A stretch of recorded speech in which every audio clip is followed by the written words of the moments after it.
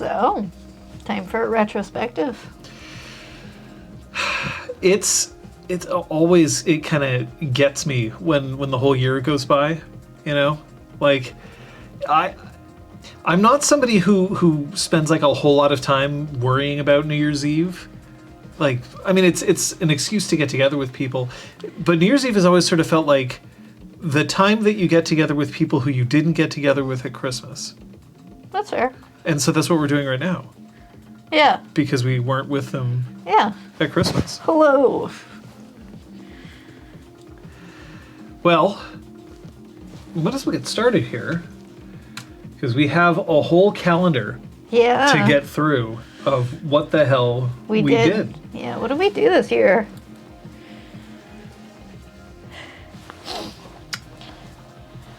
I don't know, Zablika, if I'm that much older than everyone else. Maybe I am. No.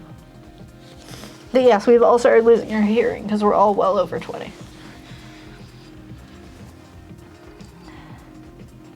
Cookies. Well, look, cookies are important. You must remember to click the cookies. You can spare a cookie. I know how many cookies you have. I think you could spare a few for other people. I suppose. Considering that at the moment you have over duodecillion cookies, don't you? Let's see. I have 109 sextillion cookies, so that's 16 Well, that's million. on your phone. Just on my phone, much less my computer. Yes, I have many cookies.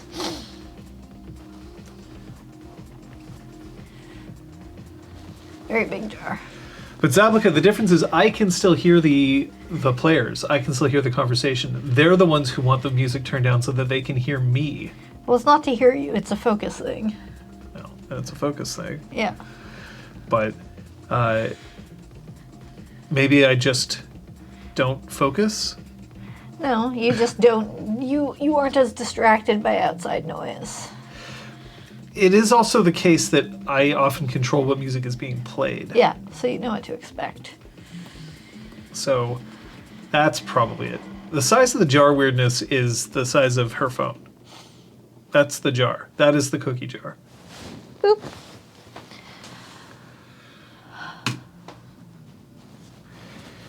We actually streamed on New Year's Monday. Day. Or Yeah. Monday.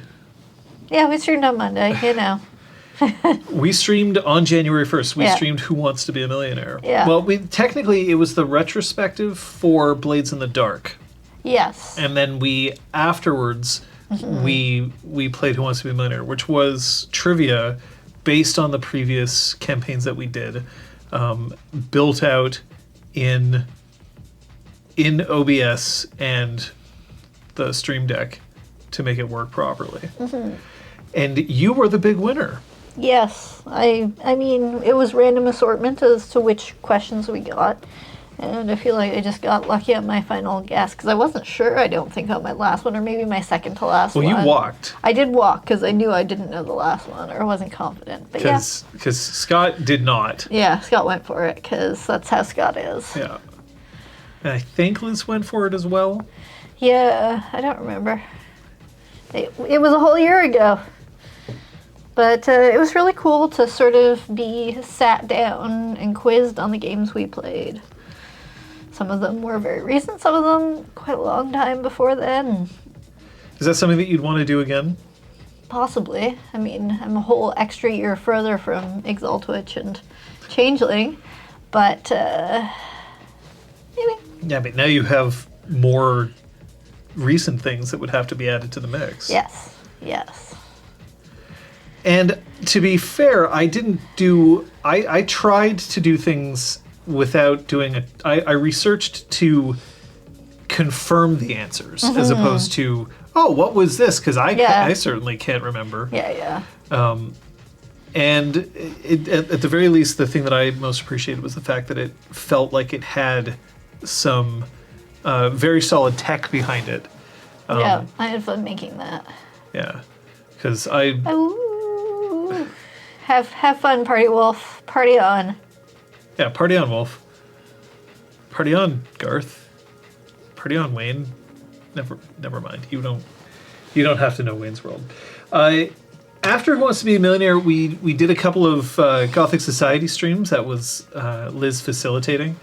I had kind of still been a player because I was a player in Blades of the Dark, so this was sort of a continuation of me being a player for a little bit, which kind of bore out. You'll see later on in the other one-shots that we did afterwards. But Gothic Society had Jess, which was fun. But yeah, Gothic is one of those things that is difficult for me sometimes because it's usually associated with like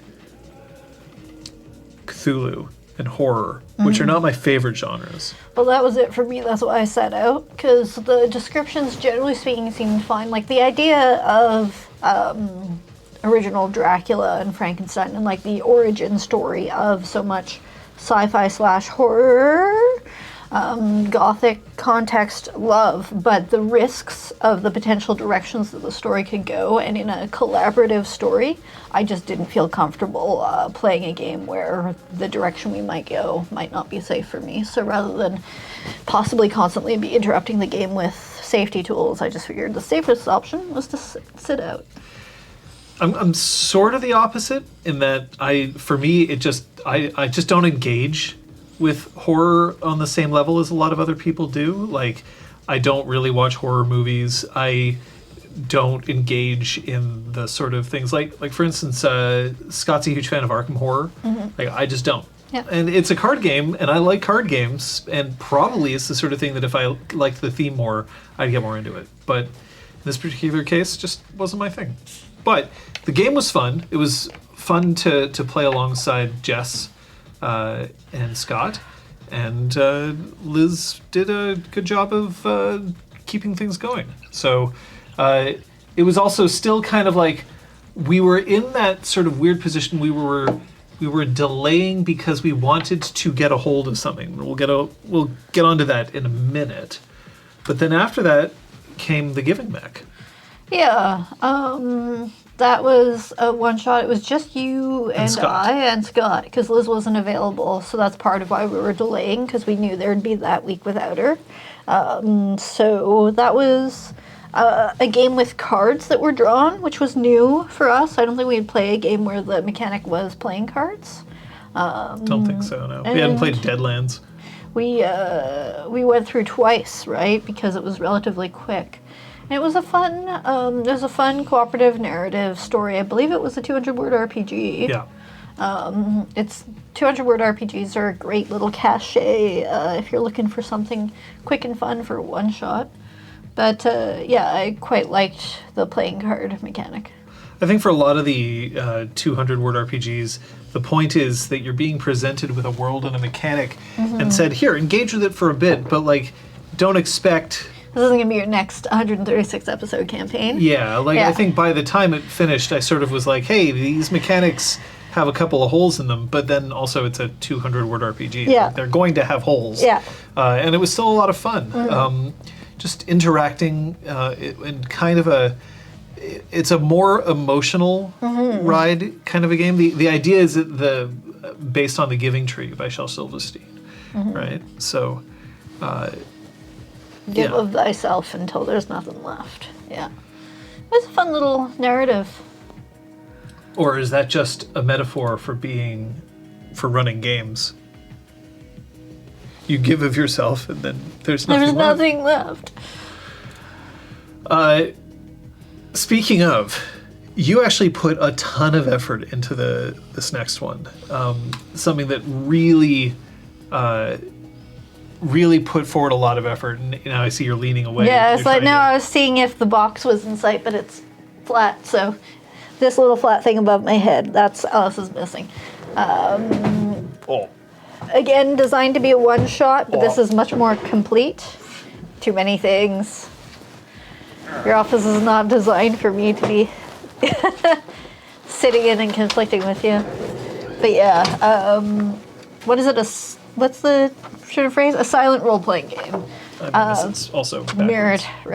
But yeah, so this game, everything is in that box. There's also a downloadable version. There's a Roll20 version, etc., etc. There are a lot of ways to play it. but I knew that I wanted to play it in person. I wanted to figure out how I could stream it so that each player could go off, because for the gameplay portion of Alice is Missing, everyone is alone with their phone, and their character can only communicate with the other characters by texting. So I wanted to find a way to replicate that. So everyone got a laptop or a desktop computer. They had a webcam and they had a Discord window. And I had set up little Discord channels for each combo of one-on-one conversations, two or three person conversations, and group chat. So it was delayed a lot by a combination of technical limitations and by the pandemic and a series of lockdowns where we couldn't be together. So it was really fun. It was nice for me to finally get to do it, because it's a fantastic, fantastic game. Is that the sort of thing that you'd want to revisit? I think eventually, but I feel like I'd want it to have been quite a few years so it would feel fresh. Because there are 20 wanted posters and a whole bunch of different cards that can change the outcome and stuff, but I don't think it's the kind of thing that I would want to do too often, personally. There's something interesting that you kind of mentioned of how you wanted people to be on site. And I know that part of that was technical, right? It's just easier to deal with than people calling in from outside and potentially dropping and all of that. You also made sure that we had webcams, even though we couldn't see each other's webcams. Correct, it was just for the viewers. But there is something kind of interesting about it being in person, and that's one thing. I mean, when we get to the end of the year, we're going to be covering this again. But while we were all in the same room, or at least all in the same apartment, there's an energy involved in that you can kind of hear somebody typing away. And every once in a while, you'll catch somebody's gasp or somebody's sigh, and that has a real effect on the way the game is felt. Now, I appreciate that it's a game that can be played over Discord. In fact, there's certain games that are designed to only be played on Discord. So that was interesting for me to see, like, no, we're going to make an effort, we're going to do it in person, and then when we did it in person, it really kind of, it shone. In a way that Sean is actually one of those words that now I've realized has a British pronunciation and an American pronunciation, and I don't pronounce it in the American way. And it was just, part of it was the cards and the sharing the cards and stuff, and just, it was nice to be in person. For me as a facilitator, I was in the room where people were coming to pick up their cards and stuff. So that helped me as a facilitator keep an eye on the progress, but still mostly focus on typing and monitoring chat and stuff. Yeah. Although it was only afterwards that people were like, you could have just used the official music soundtrack from their official video. I wasn't sure, and I didn't want to end up with our video getting copyright struck or whatever. So I tried. Well, it could happen again, but it's now been almost a year since we've played it. And who knows? Probably not this year, but maybe next one. And it also sort of depends on who you have playing. Right? Because I think the ideal number of players for Alice is Missing is 4 or 5 or 5 or 6. It says 3 to 5, so it's 5. I think might be where you want it to be. 2 to 3 hours. I do think that it's a stronger game with more people participating, and admittedly, some of that is because you have to. There's a certain amount that you can kind of track going through it, and I know that Requiem saying, that Alice is Missing was an interesting game, but had a lot of difficulty following it. I mean, I think that's fair. It wasn't necessarily designed to be one of the easiest streams for us to follow, because a lot of it in fact, all of it is text-based. We created the characters together in the same room. Which is part of it. But once it got to typing, then also some of it is how you type. I specifically stopped typing the way I normally type. Interesting. Well, because when I type in I generally type in full sentences with Oh yeah, punctuation, grammatically, and all that. I thought and- you meant like the process of like building out your thoughts and deleting things and editing them until you've got the final form and then sending it, sort of thing. Yeah, no, and for this one, I paid much more attention to dashing things off, and not typing the way that I would normally type. Yeah. Which to me doesn't actually take any more time. I'm just used to typing that way, and I mean, I've been told that the way that I send messages is arrogant Oh. because I Well, take the time to write things out. doesn't Gen Z find like punctuation means you're angry or something? Yeah, exactly. It's either that it means that I'm angry or it means that I'm trying too hard. Yeah. And I can't stop. We're old. Won't stop. Yeah. Doesn't matter.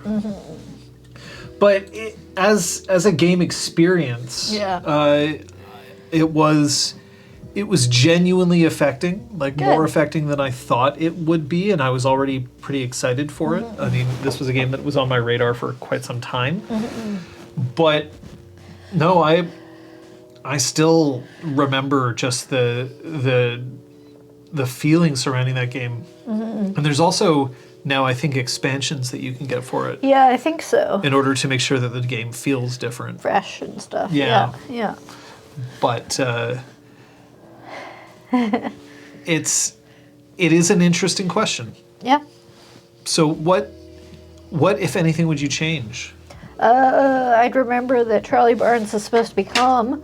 The whoever the facilitator is plays Charlie Barnes, and one of the many character traits is that Charlie Barnes should stay calm and not delve into the excitement and concern and stuff in the same way that other characters are free to. Instead, I was quite incendiary, so whoops. But I don't think that hurt the game. I also feel like by being concerned about all the tech and how the stream was working, I felt like I was a little less connected, and for whatever reason, whether it was just because of how I presented my character or how other things went, I don't think I had any private chats, or like it's still there in our Discord, but I had so few private chats, whereas everyone was all frantically communicating one-on-one, that definitely it would have been nice to have been more involved in that side of the thing. So you had... I'm just looking. Yeah. You didn't even talk to Jack, Jack, yeah. who was me. Yeah. And then Like, the thing is, like, I did have conversations, but, like, not nearly the amount that some folks were off. Evan and Julia had a lot of things to talk about. Jack and Julia. Jack and Julia. And Evan, Jack, Julia. Okay, they didn't talk that much, but yeah. So you didn't actually have less to talk about than most people. But, yeah, Arrogant Tryhard, next exalted character, that's pretty great. I mean, the group chat Yeah, that's where most stuff happens. ended up having quite a bit of it. Yeah. Starting right off with, hey, sorry for the big group text, but I just got into town for winter break at my dad's and haven't been able to get a hold of Alice. Just wondering if any of you have spoken to her. Which I believe is the official starting message. I think that is the official starting Yeah. message. But the reason why I'm lingering on this one a little bit is because it was that affecting. It was that big a deal. It really did have Blood. a shift. Well, it is a good game, and I recommend it. I recommend it for anyone who's. It also has really good, clear, like content warnings and ways of removing certain content. It encourages you to put in lines and veils. It comes with an X card. All of that is available. So it comes in this little box, but as I said, there are other methods of playing it. Big recommendation. Yeah, I would. RPGClinic recommends. I would recommend. I mean, Yeah. weirdness, you can still watch it. It's out there. Yeah. And I guess also if it isn't live, then at least you can know that all the players came out of it. Thumbs up. Players So, came out safe. the only thing that I would recommend is that make sure that you're playing it with a group that's willing to embrace the game. Yeah. Yeah. In much the same way as in other games where there are specific mechanics on how you're supposed to act. In this game, you are, after a certain point, you are not allowed to speak. Yeah. You can only text, Yeah. and that's it. Yeah. And I think the game would have been ruined if, we were playing and then every once in a while someone was like, hold on a second, what's going on? I don't understand. What that? Or just someone who wasn't interested in buying in and, would just be like browsing TikTok and sending memes or something instead of actually engaging. Yeah. Yeah. You just need to play with people who will buy in. Yeah. So it is really one of those buy-in games. Yeah. I mean, Ellie Spot makes the point that, it's hard to focus on other things while you're watching us type. Yeah. You're reading. It's like, yeah. As far as a stream to watch, it's definitely not a listen. It's a sit there and watch a bunch of people type over the course of 90 minutes, which is... Yeah. And I would also point out something very, very important is you're playing for those 90 minutes. Mm-hmm. This is not a game where you take turns. Mm-hmm. This is not a game where you sit and wait for somebody else to do something. Mm-hmm. You are always engaged. Yeah. And I think that for some people that might be overwhelming. Mm-hmm. I think that a lot of people could benefit from a game like that. But if what you're used to is people taking turns playing combat games, then this is going to be a very intense 90 minutes for you. So that helps. Yeah, as Requiem is saying, we'll get that up there. Is that part of it is the, you don't have the context of visual, tone, like facial expressions and vocal tone, etc. And that's part of why in the stream I wanted to make sure there were cameras so that at least the viewers could clue in probably to what the emotional intention was behind what was going on. And to see some of the things that you type out and delete or you edit and rephrase to get some of the frame of thought of the players. Because that's part of it, is that if you just get one-word answers from one of the characters, but why are they being so curt? Maybe their name is Kurt. I think that it's safe to say that it's a game that we can recommend. Yeah. Bear in mind that the cost of the game, split it among players, this is the kind of thing that I would recommend as an event night, because you may only play the game once. Yep. You can play it more than once, but I do think that it is at its most impactful the first time you play it. Now, having not played it a second time, I could be wrong. Mm-hmm. But...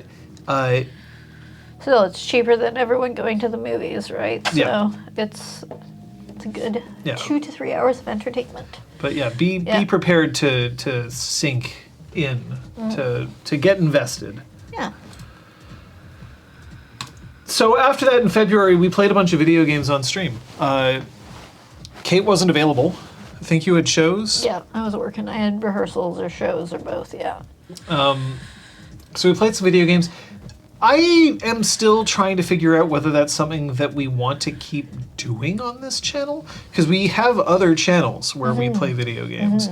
And the idea of playing video games just as a crew together, I mean, we enjoy playing video games. I think we also have to find the right games to play.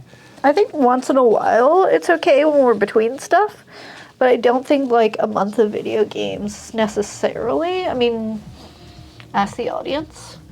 But, I don't know. Did we even... Castle Crashers, yeah. Castle Crashers and also the Teenage Mutant Ninja Turtles beat 'em up. Huh. Both beat 'em ups, to be honest. Yeah. I think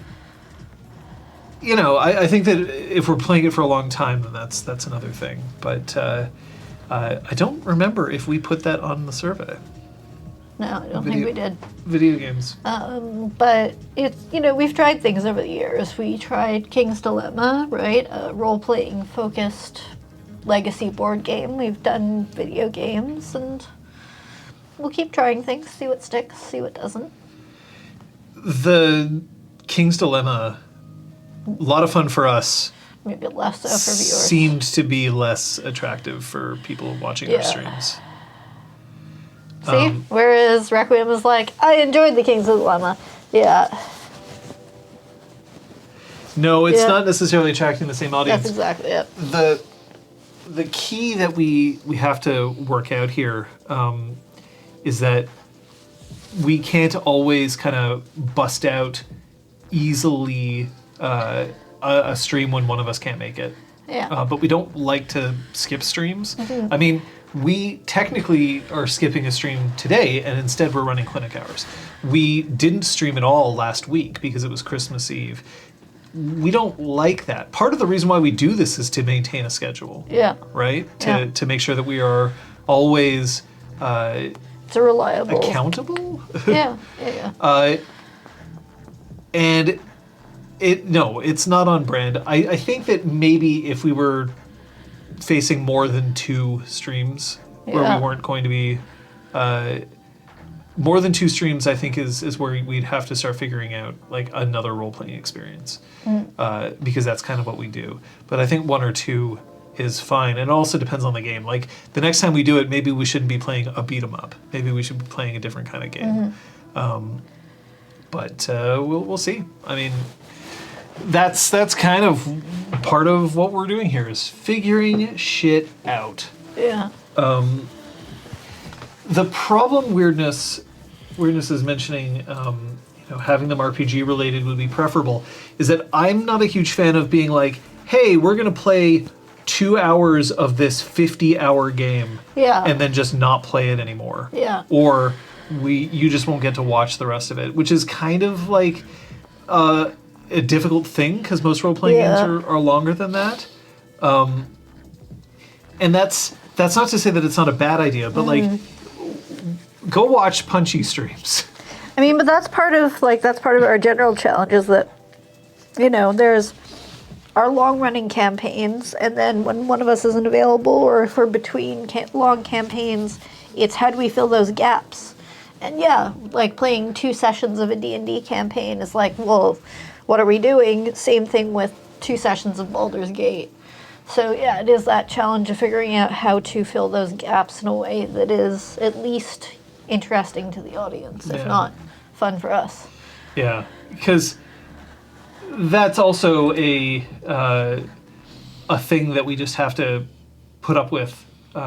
Is, to be honest, every time we want to play something different, we have to learn it. Yeah. Which is kind of like when people say, "Well, maybe you should run a D&D one-shot." It'll take so much time to learn. It depends on it depends on how current we all are on D&D 5th, or how current we are on Mage, or on Pathfinder.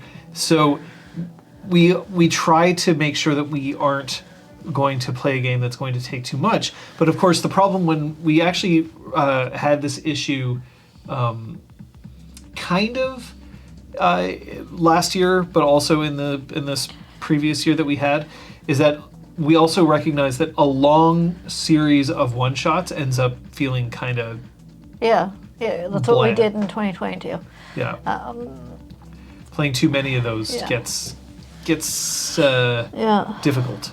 Baldur's Gate co-op might be better when you're not in the same room. We were playing at couch co-op, and I found it very frustrating to, like, you can only listen to one conversation at a time. So either someone is stuck listening to one conversation and reading another, or you're just kind of taking turns talking to NPCs.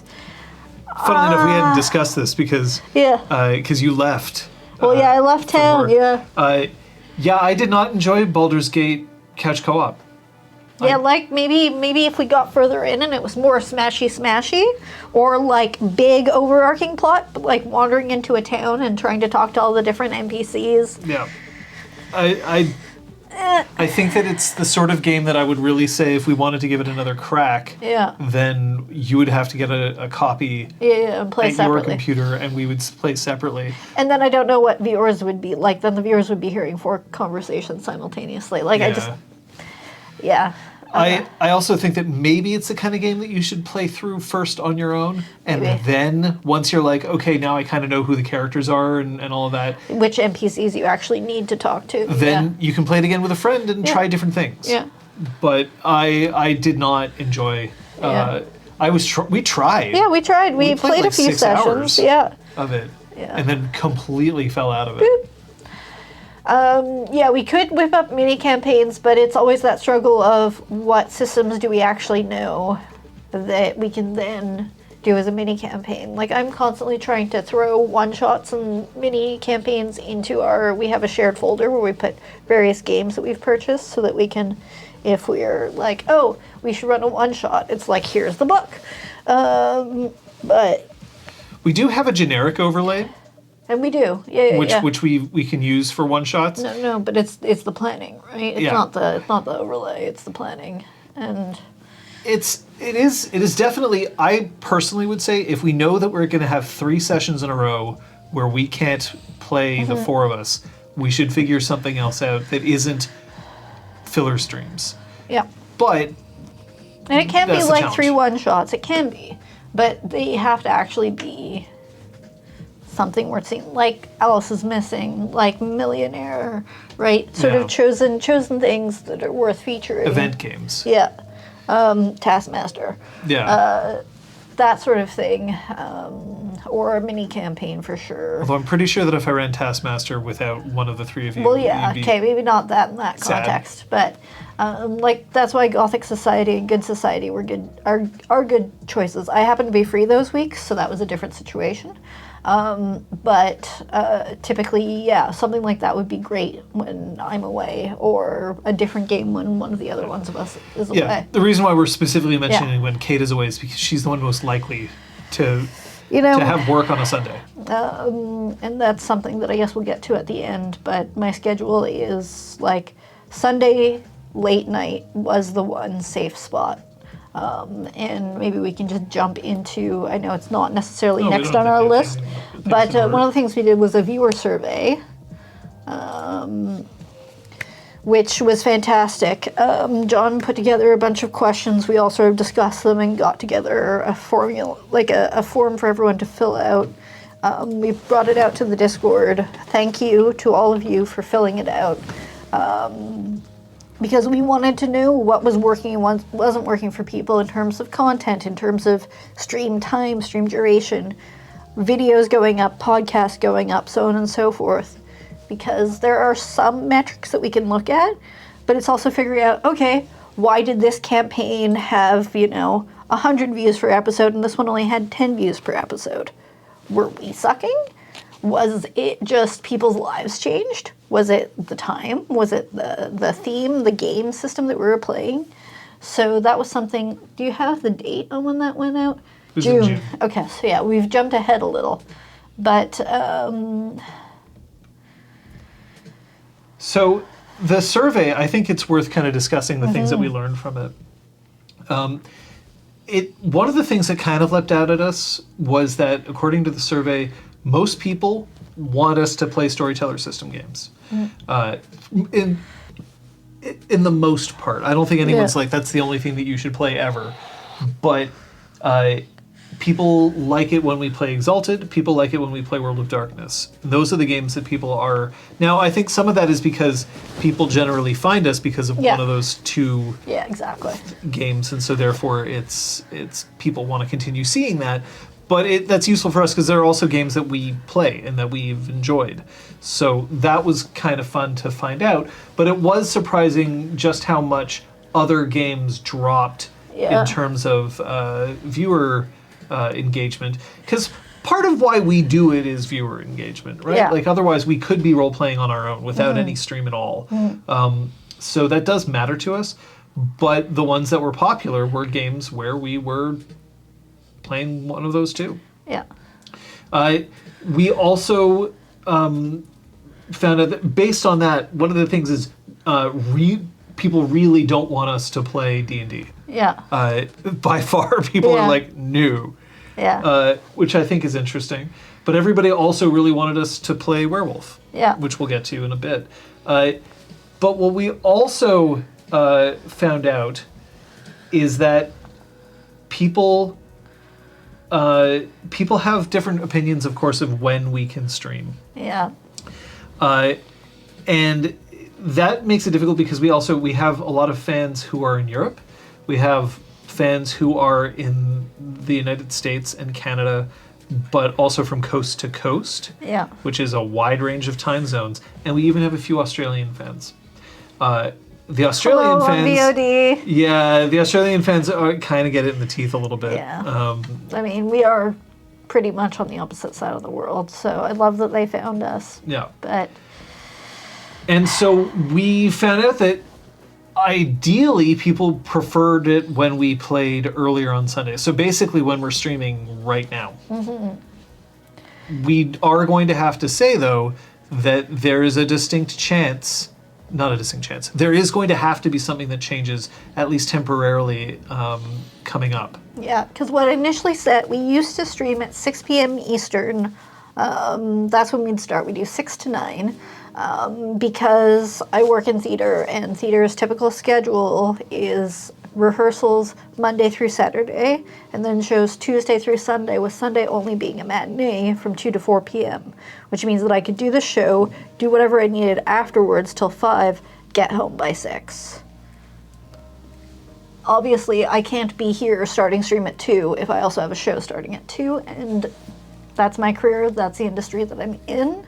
And this season, unfortunately, I also have rehearsal schedules that, because of the directors having other obligations, I also have rehearsals happening on Sundays.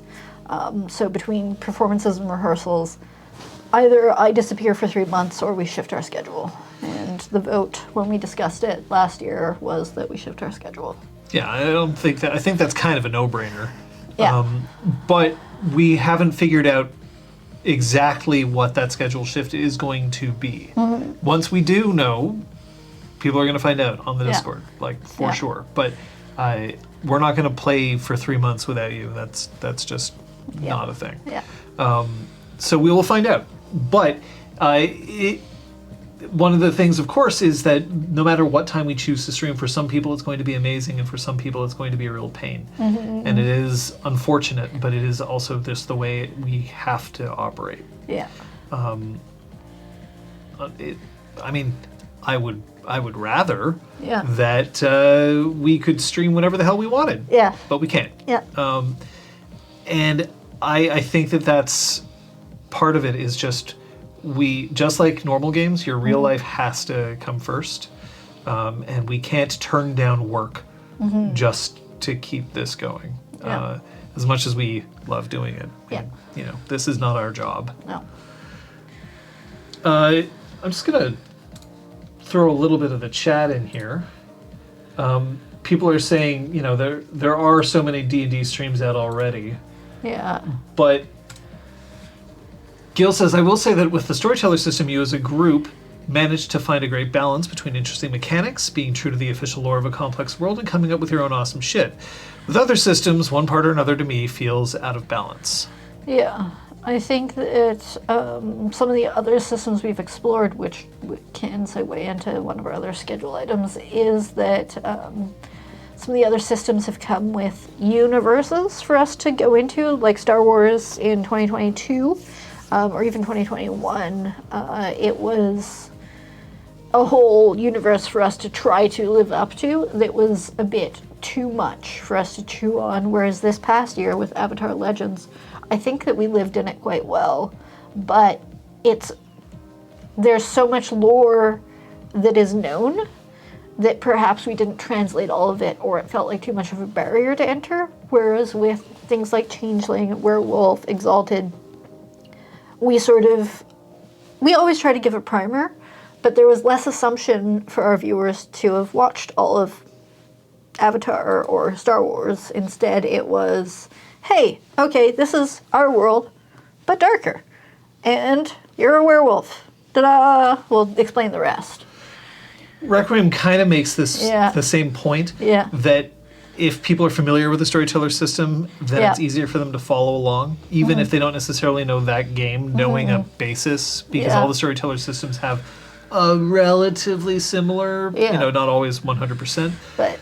But when you get into a game system that you're just completely unfamiliar with, then that can be hard. One of the things about D&D that's easy to stream is that you roll one die, and if that die is higher than a certain number, then you succeed. Yeah. And kind of the rest of it you can kind of gloss over or forget. Yeah. Which is great, but also we were told not to play D&D. No, that's not what we're doing.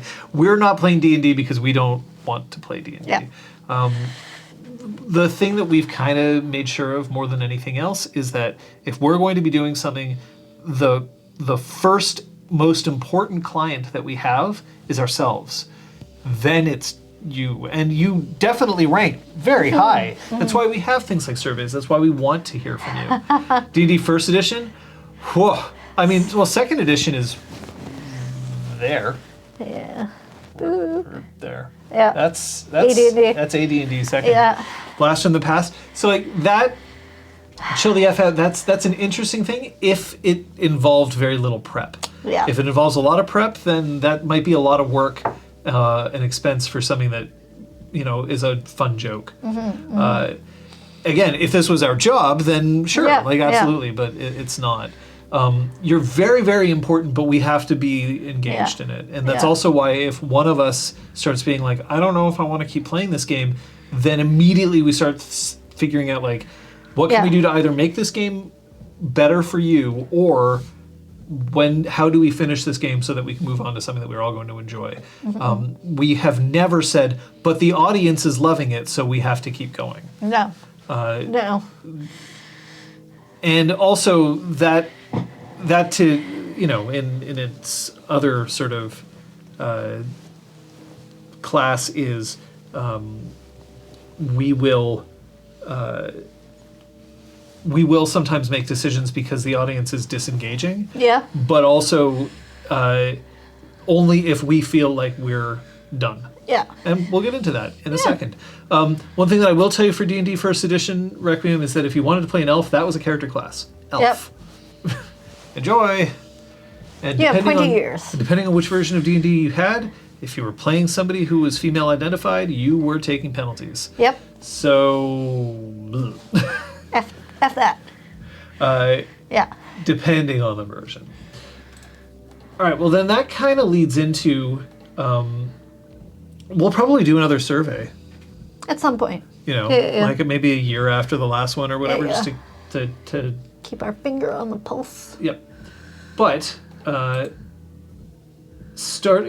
we did skip over. We did yet another one shot, our mundane supernatural life from our wonderful company Story Brewers, who have a fantastic array of free one shots and little box collections of one shots. And it was a lot of fun. But again, it was a minimal prep kind of one shot, which is the only thing that we really usually, if we're doing one shots, it's because we are spending our free time and mental resources learning the next system so that we're ready to start a new campaign, or it's because one of us isn't available and the rest of us are really busy. So chances are that we need something that we can just pick up and play. And our Mundane Supernatural Life was one of those games. Yep. Told a little story. I mean, it was just the two of us. Yeah. It's fun. Not every game has to be, in depth. And this one was fun. Apparently there are expanded rules to it. Yeah. We just played the free version. But,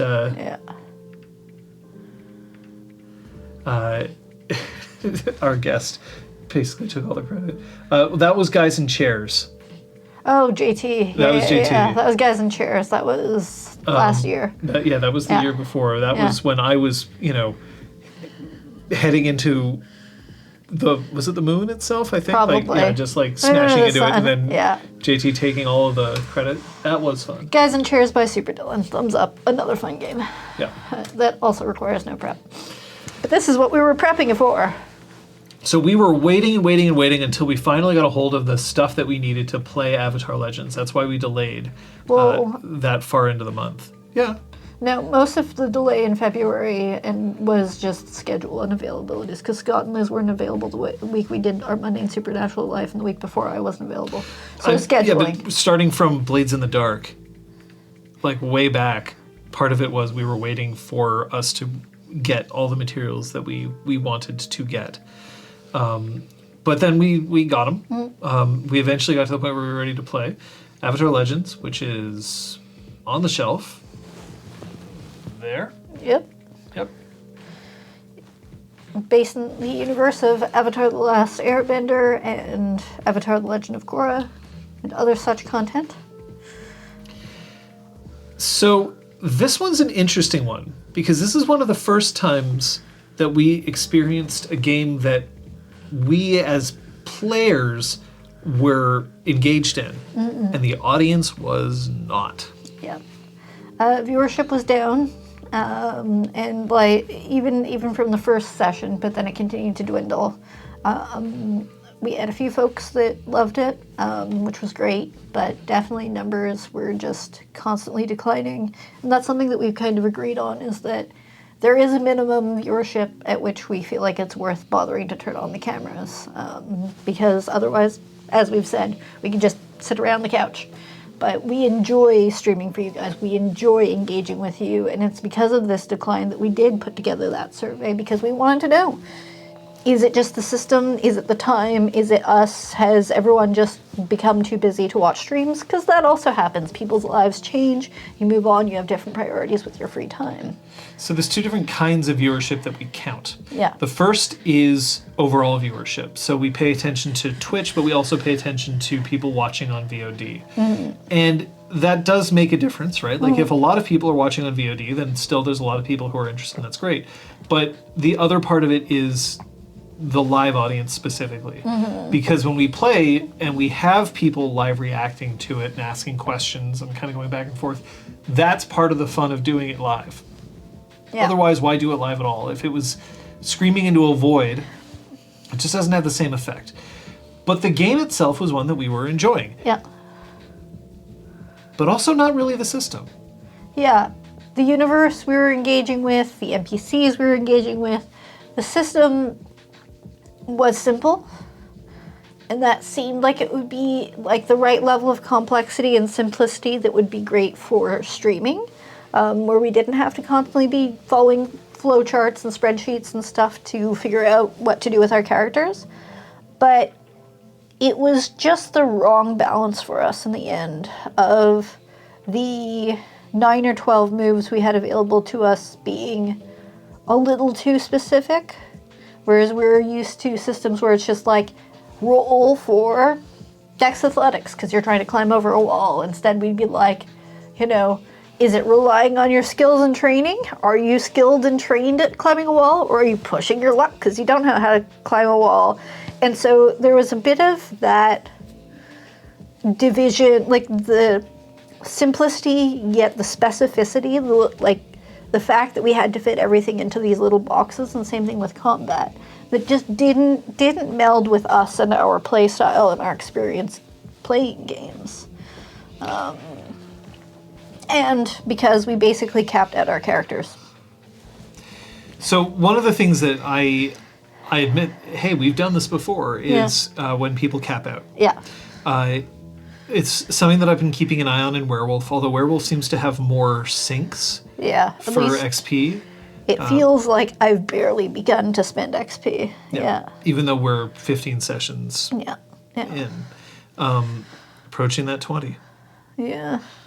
And there is an issue when it comes to capping out. Yeah. But I think that for Avatar specifically, there were two main areas where I felt like I was frustrated.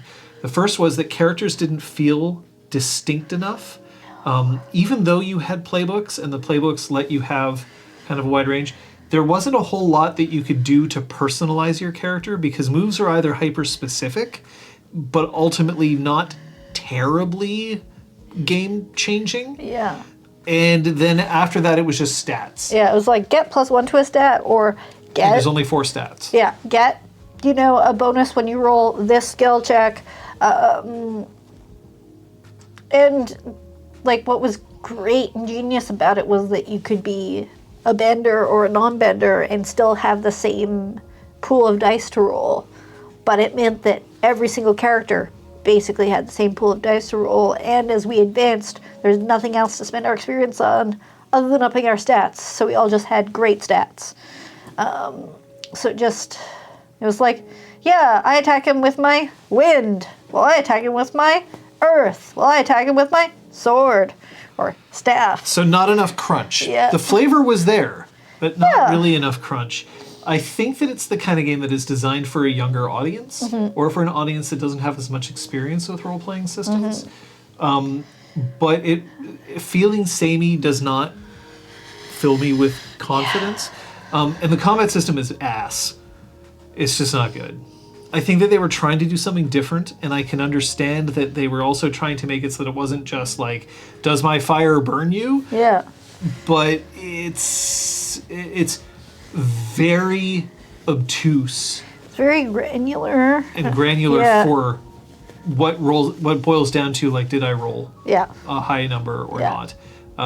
It didn't feel like the tactical decisions that you could make in combat were all of that useful. Now, maybe it's because you really had to buy in and we didn't. Or you needed more people moving around on the field or something, because a lot of it was also, well, I can do this round to gain an advantage next round. But if I do that and someone just attacks me this round, I get badly hurt. And then I can't act next round. So I might as well just attack them this round, because anything else risks doing nothing.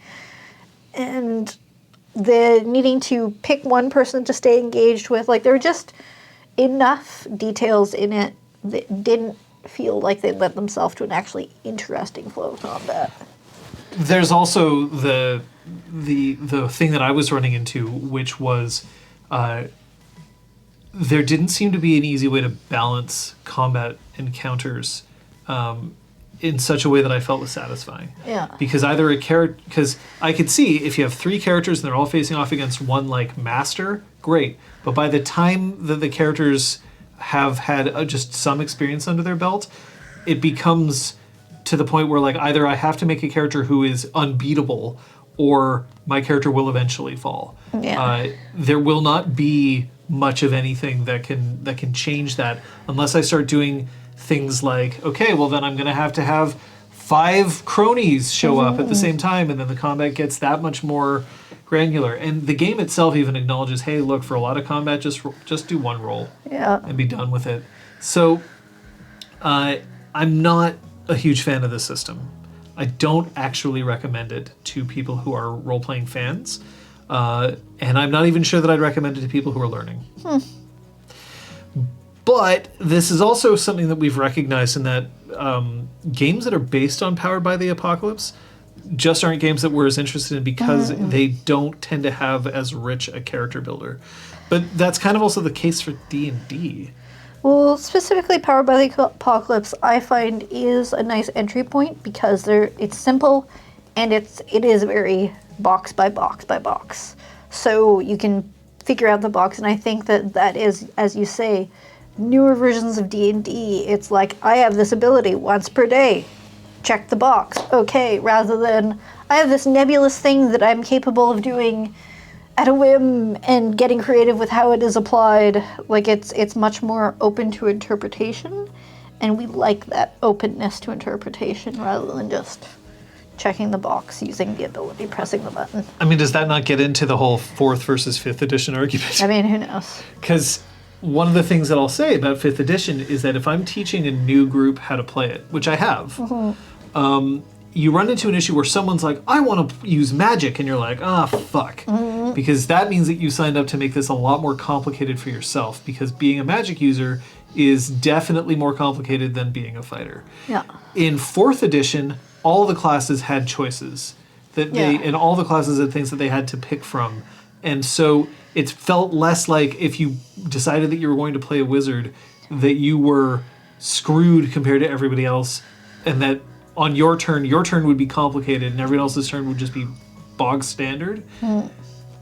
But then maybe you also, sometimes you do want to have a character that's just like, no, I just want to roll a die and walk out to somebody and go bonk. Bug. Yeah. And that's it.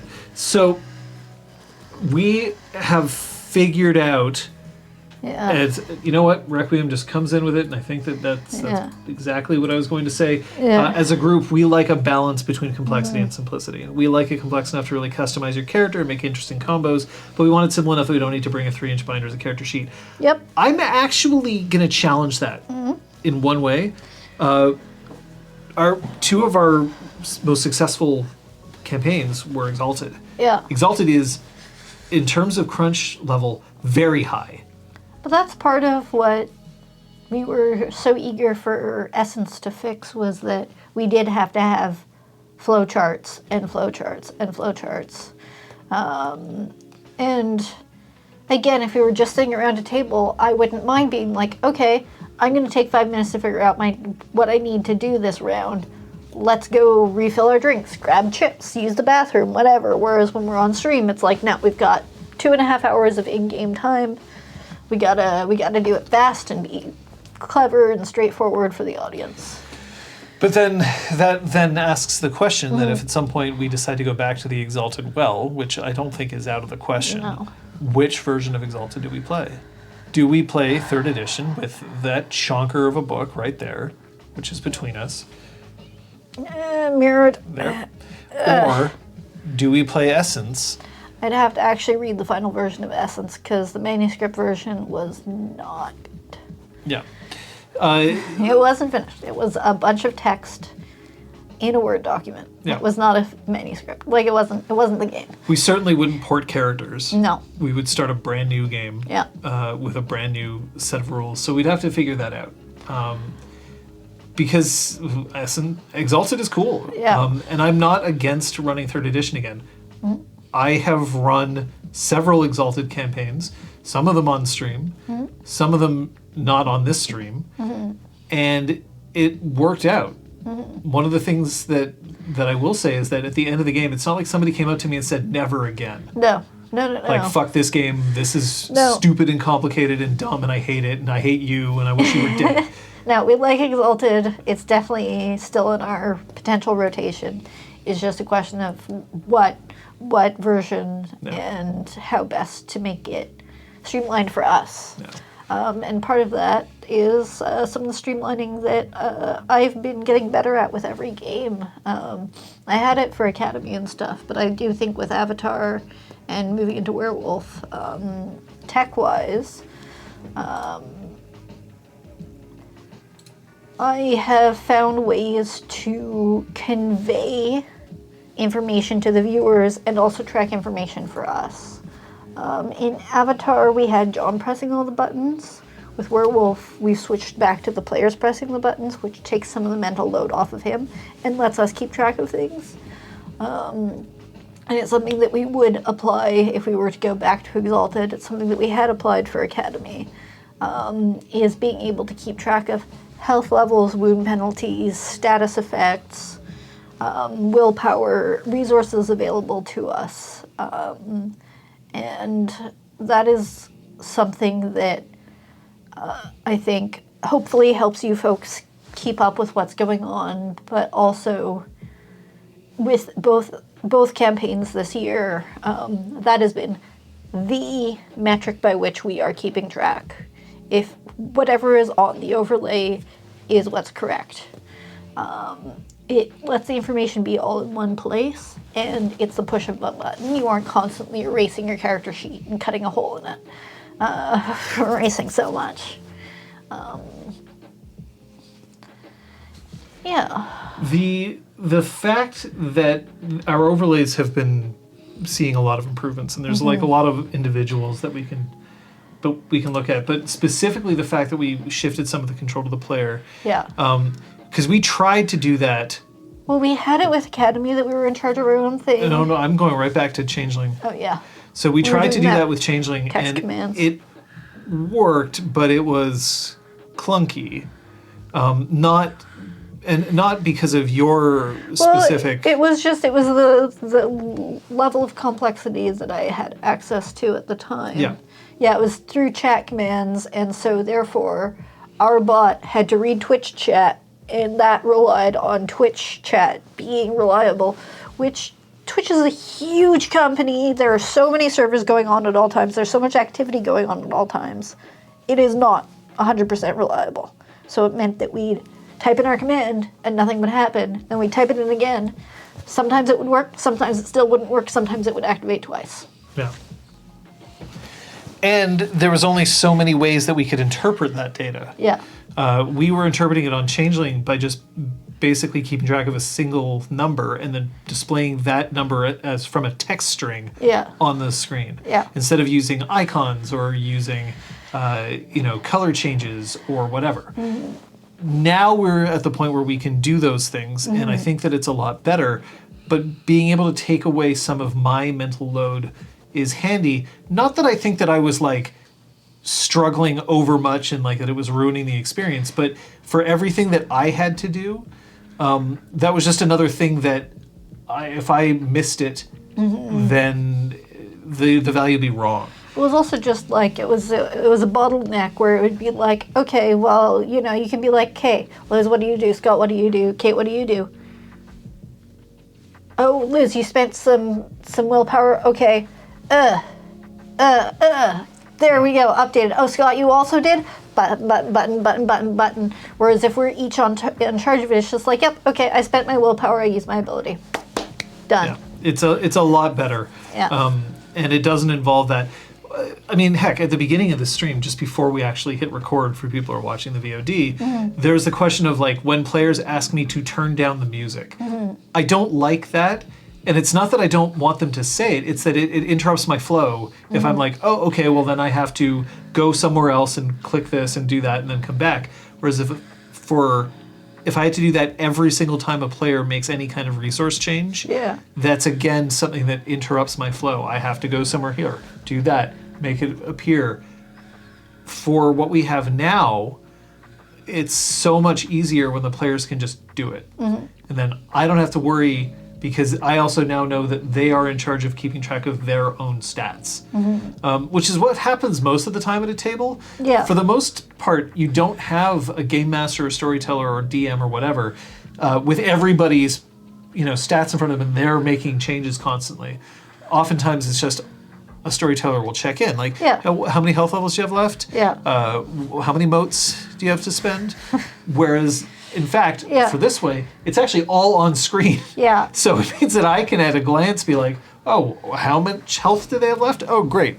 Yeah, and it's something that also we have access for each other. It's like, oh shit, I see that Scott's character is really hurt, so I'm gonna go, like, I've defeated my enemy, I can go help him or Liz. Liz is at full health, great, I'm gonna go help Scott's character because he's really hurt. And it's not something that I have to catch up on because I was busy looking at my ability list while he was actually doing his round. Another element to the overlays that have changed are maps. Yeah, that started with Avatar Legends. Thanks to the wonderful book, The Wonderful World, with its map that they had in the book. It was something that John had mentioned that might be interesting to show where we were in the world. So I made the map, I split it into 3 sections so it could live at the bottom of our overlay. I had a little marker. It was great, we liked it. There was some feedback about how visible it was to tell where the marker was, or either it was hard to see or it was blocking other information. So that was great feedback moving into a new campaign. And with Werewolf, we're in a real city. So we have a custom Google map now that I believe there's a link to on the wiki. And yeah, we can plug down actual places. John can zoom in and zoom out and drop new markers and be like, look, we're on the Champlain Bridge. Oh, we're on the mountain. Oh, we're, at the bar.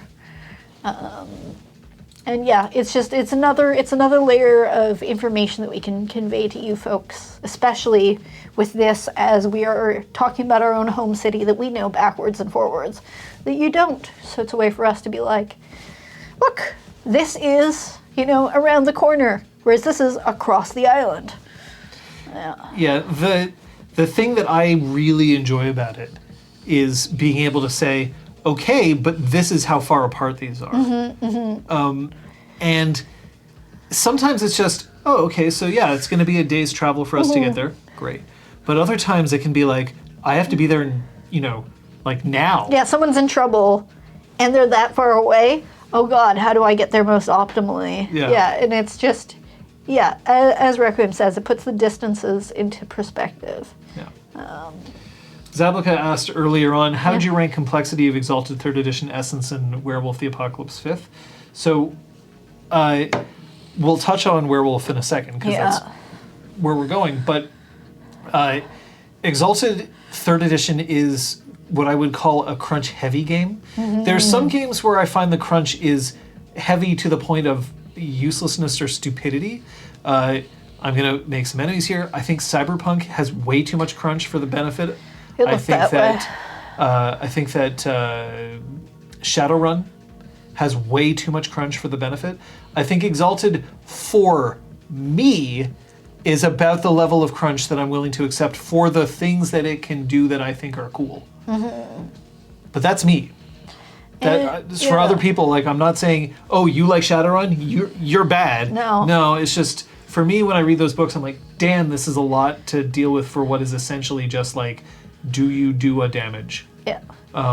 Whereas Exalted has a lot of different ways to manipulate the system in such a way that it also creates a unique feel of a cinematic fight. Exalted 3rd specifically, not Essence. And in terms of 3rd also,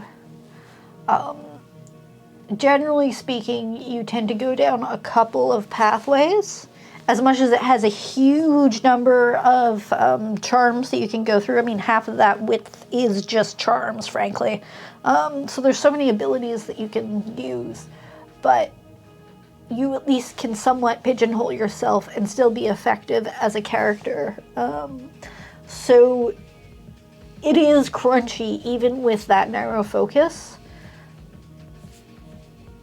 And sometimes it's like, okay, how many rolls do I have to make, and how many dice, and how many abilities need to be used just for me to climb over that wall really well? Like, technically you could just throw the dice and maybe succeed because you're Exalted and you're super powerful. But if you're someone who's really good at climbing stuff, you're going to want to use your special abilities, and you're going to climb it so well that no one notices you. So there is a level of complexity that I can definitely see pushing people away.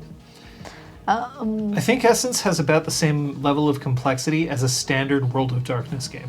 Not 5th edition, but revised editions, that's like where its level of crunch is sitting at. And that's, I think that some people might have come into Essence being like, oh, this is going to be the really simple version. It's not really simple, it's just simpler than Exalted 3rd. I will have to reevaluate Essence now that the manuscript is complete.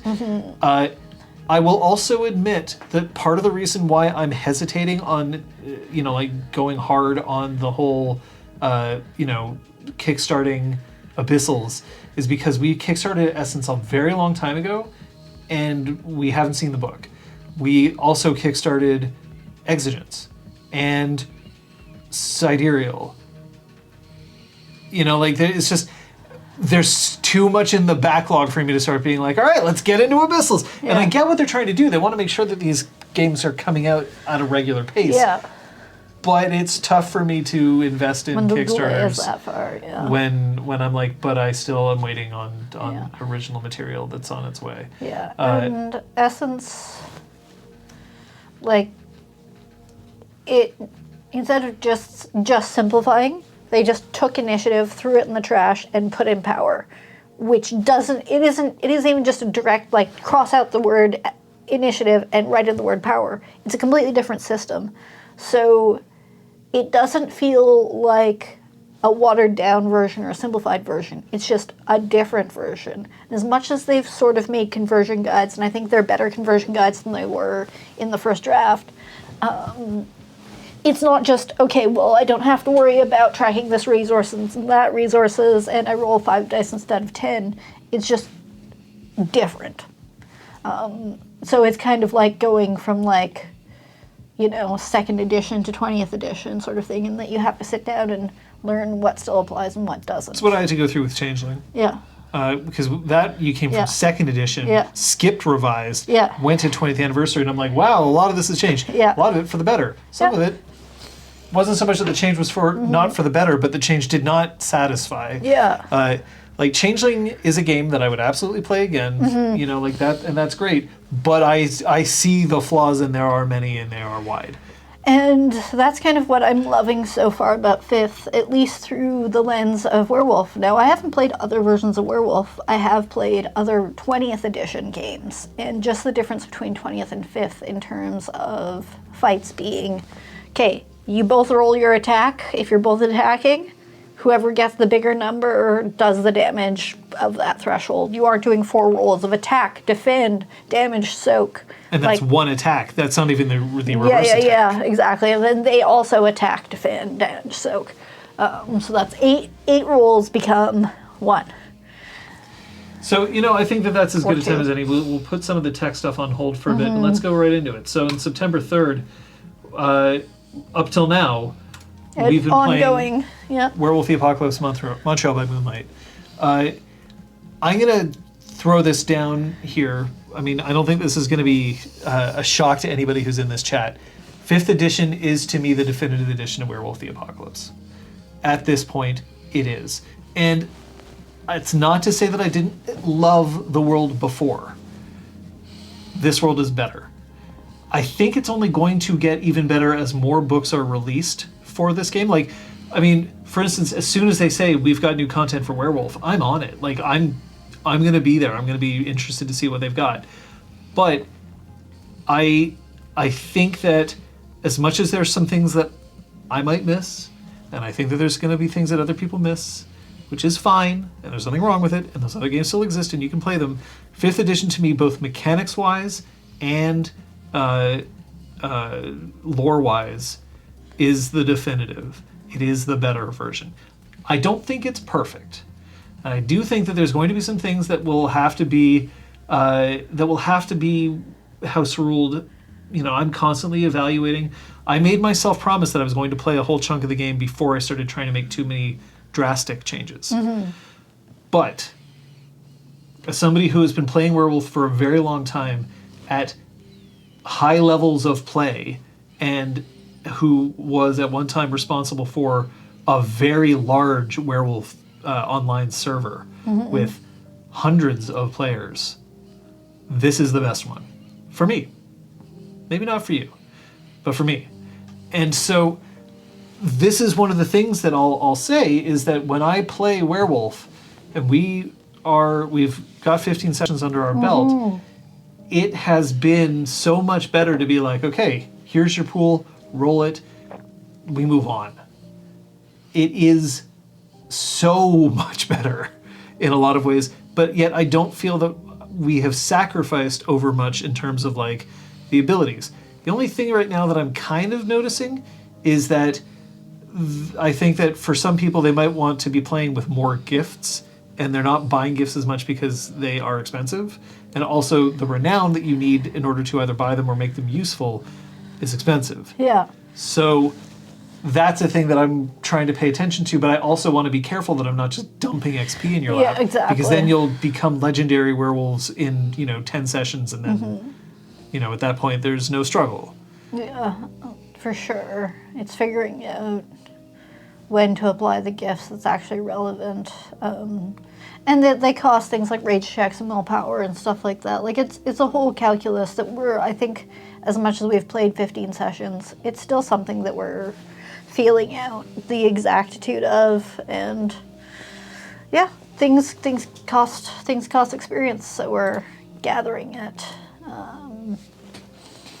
Requiem saying that werewolf combat is a bit too simplified for your taste? Sure. Understandable. I'll also point out that the combat that these players have faced so far have been relatively simple. I haven't actually seriously challenged them. Tactically. Right? In recent sessions, they've been involved in combat that have been dealing with many numbers of relatively weak, which put them in a serious good challenge. Like, that's fine. But, like, tactically, they haven't been as challenged as much. And also remember that we have an Arun who has not had the opportunity to buy a whole lot of Arun combat charms. No. We have a Theurge who is still learning how to be a Theurge. So, like, there's there's certain, like Ragabash have their own sort of things, but they're not necessarily as combat applicable. They're more like getting around combat. So I'm not saying that you're wrong, Requiem. I think that if you are the sort of person who really likes to get more tactical and, you know, pick up a whole lot of dice, and actually, Requiem, I know that about you. I know that you like that shit. Then, yeah, the 5th edition is going to take some of that away from you a little bit. But I don't think that it's as dire as it seems if you're basing it on our stream right now. Yeah. Well, it's also just a question of, I guess I personally don't see what's better about having 8 rolls for 2 people to attack each other instead of 2. Like, I don't One, see what... essentially, because they're simultaneous. Yeah, but like 8 fistfuls of dice hitting the tray, Yeah. sort of thing, like instead of 2. But I think that for some people, they really just do enjoy picking up a whole chunk Rolling of dice and seeing the numbers rolling them. happen, for sure. Like, And it depends what your emotional math, take are. math polyhedrons, yeah. Right? Because also, none of you are maxed out. No. None of you. In fact, I would point out that there are interesting choices in that. For instance, we have an Arun whose highest stat is manipulation. Yeah. We have, you know, like none of you are rocking a Brawl 5. Yeah. None of you are, you know, going so hard into it. One of your highest stats is stamina. Yeah. Right? And stamina is still a useful combat stat. Don't get me wrong. But it's actually an interesting video that was published today by Ginny D. Okay. Because she made a video a few years ago where she was basically like, if you're min-maxing, you're playing wrong. And then she said today was, I renounced that video. Like, I was wrong. Min-maxing... It was a hot take. Yeah, but her hot take was, if you're min-maxing, you're not role-playing. Like, you're ROLL playing. Yeah. And then the reality is, your min-maxing and your role-playing kind of are somewhat independent of each other in a lot of ways. Yeah, like whatever, fine. Yeah. She has seen much success on the internet by having hot takes and unhot takes and reverse takes. Like, good for her. Any broad strokes declaration, I generally disagree with. I said generally, not exclusively. Yeah. So there is a certain amount of, like, our players, though, in our group, have never been ones to be like, okay, well, we're going to spend the next 4 sessions focused exclusively on combat because that's the thing that we're interested in the most. Yeah. Even if their characters might be very strong, just watch Exalted or Changeling to see, you know, these patches players started get access with to... like 8 dice, I think, right off firearms. the bat to firearms. Like, for Dex firearms was 8, I believe, at the start. But it doesn't necessarily mean that sort of thing. Now, with that being said, I am specifically trying to run a werewolf campaign that has a much wider appeal than just, you know, slash and claw your way through everything. You know, we're trying to make sure that there's, you know, what is going on with the bad guys? What's going on with the potential allies? What's the politics of this situation?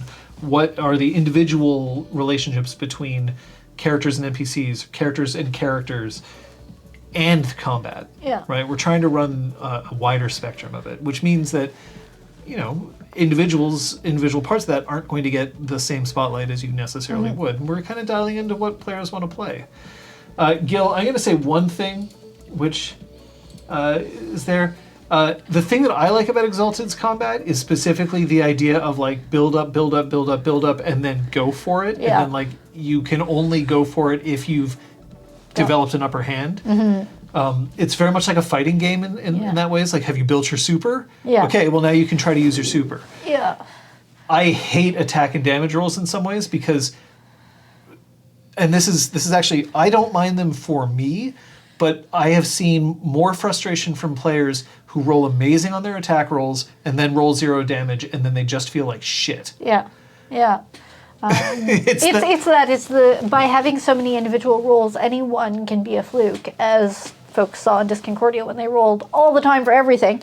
There were botches like every day because, you know, if you're rolling that often, something's going to go wrong. So if there are 8 rolls in 2 people attacking each other, one of those is probably going to be really amazing, and one of those is going to be kind of shit.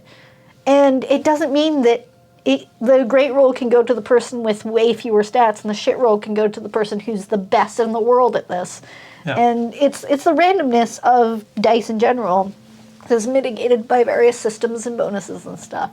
But yeah, exactly. Like being like, oh yeah, I got like 8 successes on my attack roll, 0 successes on damage. Yeah, it has a very specific feels bad man feel to it. Yeah. And that's, I mean, there are some players like I personally, I would be like, that's great. You go for the big thing, and then you're just like, and then you hit armor, or there's ways to, but for some reason, it's the thing that I've noticed among players that is the thing that frustrates them the most. Yeah. Is at least in Exalted, if you roll a decisive attack and you succeed. Yeah. But then if you don't do a ton of damage, there's still the sort of feeling of like, I whiffed my super. Yeah. As opposed to it being like well, I should have been able to take out this rando mook, and I didn't, even though I rolled 12 successes to hit. Yeah. That sort of sucks. Look, failure sucks for a lot of people in a lot of ways, right? Like, no one's going to feel fantastic if they fail. And it's just a different way to feel like you should be looking forward to, like, this is going to be good, and then it's not.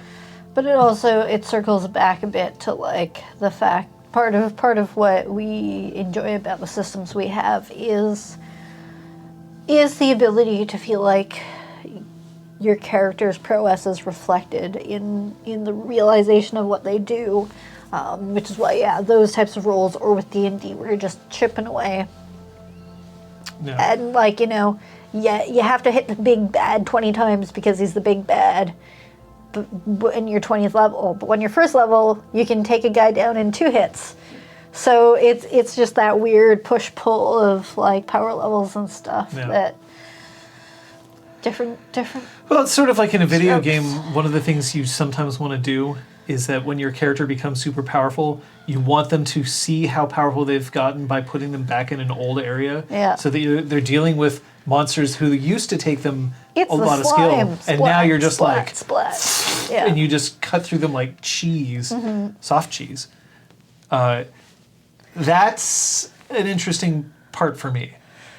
But I'm not going to sit here and tell you that we're correct. I'm going to sit here and tell you that that's how we feel, as always, here in the clinic.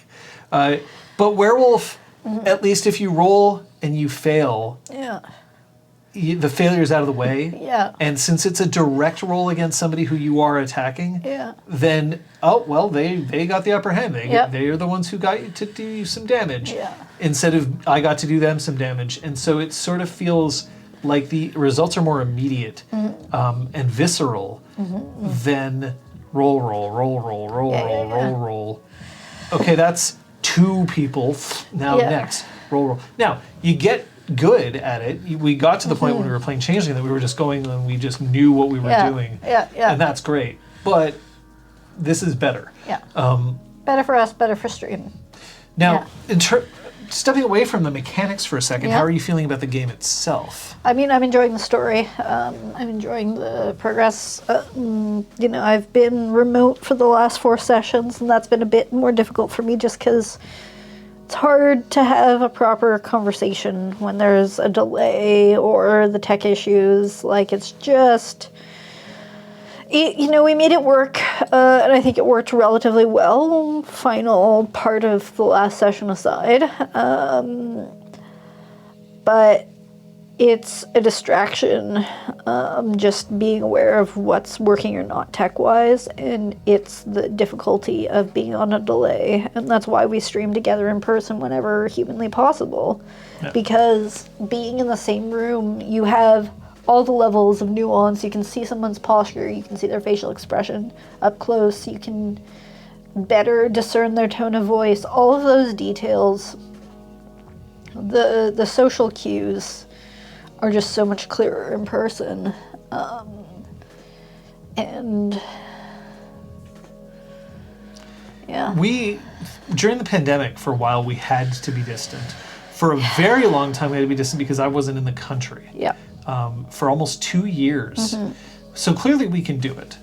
Yep. But there's a few issues. The first is the stream computer that we built to make this work was not designed for remote play. And we ran up against a limitation of it. We don't have hardware It physically does not have space for a regular any of the graphics cards that we have kicking around. We'd have to buy a custom tiny graphics card, which now that I'm back just doesn't make sense. No. If we found out that we were going to have to do this for an extended period of time, we'd have to upgrade the system. We'd have to swap its motherboard out at least, which is not impossible, but it is or we'd have to start streaming from, like, say, One of my our personal actual PC. PCs, which we could do. Which we could Yeah. do, but we like to play in person. We know that we sometimes don't have to, and I vastly preferred, if I had to choose between, well, we're not going to stream this game for the next 4 weeks, and, well, we'll stream this game for the next 4 weeks, but we will have to pull someone in remotely, I'll choose the latter. Yeah. But one of the things that I've learned is that now if we're going to choose the latter, we have to be more prepared. And more prepared also is not just for us at RPG Clinic Central, but it's also for the person who's going. Because if they can't guarantee solid internet access... Well, I did prepare all of that. No, I'm not talking about you. But you're saying that we have to be more prepared in the future. There's nothing more I could have done. I'm sorry. Like, I did literally everything within my power. I'm not talking about you. I'm talking about how we're going to have at least one session coming up soon where someone isn't going to be there. Yeah. But they can't prepare. Okay, sorry. That's what I meant. Okay, because it was sounding like, no, we should have tried harder. I'm like, no, I did literally everything within my power, folks. No. I spent weeks and weeks and hours trying to get it ready, and then we did our tech tests. Everything was working great. We go live, we hit record, everything falls apart. Like, we worked our asses off, and it, like, then we found out that the computer, we found its limitations only because, I don't know what was different, but it ultimately, like, it only fell apart live in front of you. We had done everything we could. While recording. And because of that, we can't just necessarily, we can't just be like, grab your, like, here's the old Stream laptop, go. Yeah. Yeah. That's what I meant. That's what I meant, is that at this point now, if we are going to be having somebody remote, we have to spend time making sure that not only are we prepared here, but that person is prepared in their remote location, and that's not always possible. If you're on vacation somewhere, for instance, and then you're like, well, my internet access is, I don't know, because I haven't been to this place, then it's almost not even worth it, because then if that person tunes in and they're like, spotty at best, the thing that kills a game for me faster than most is tech issues. And having somebody who's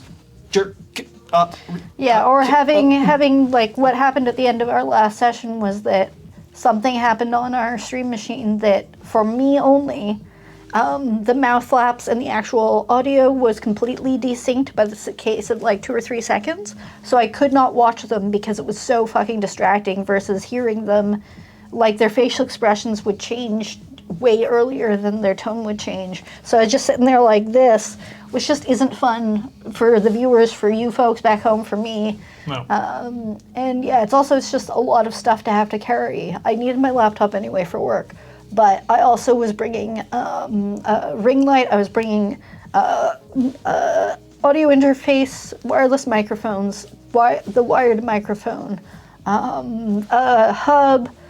Like, I was bringing so much extra tech, and I brought my iPad to be able to control overlay stuff. Like, it was like half of my carry-on luggage item was to stream stuff, which not everyone wants to do with their vacation. No.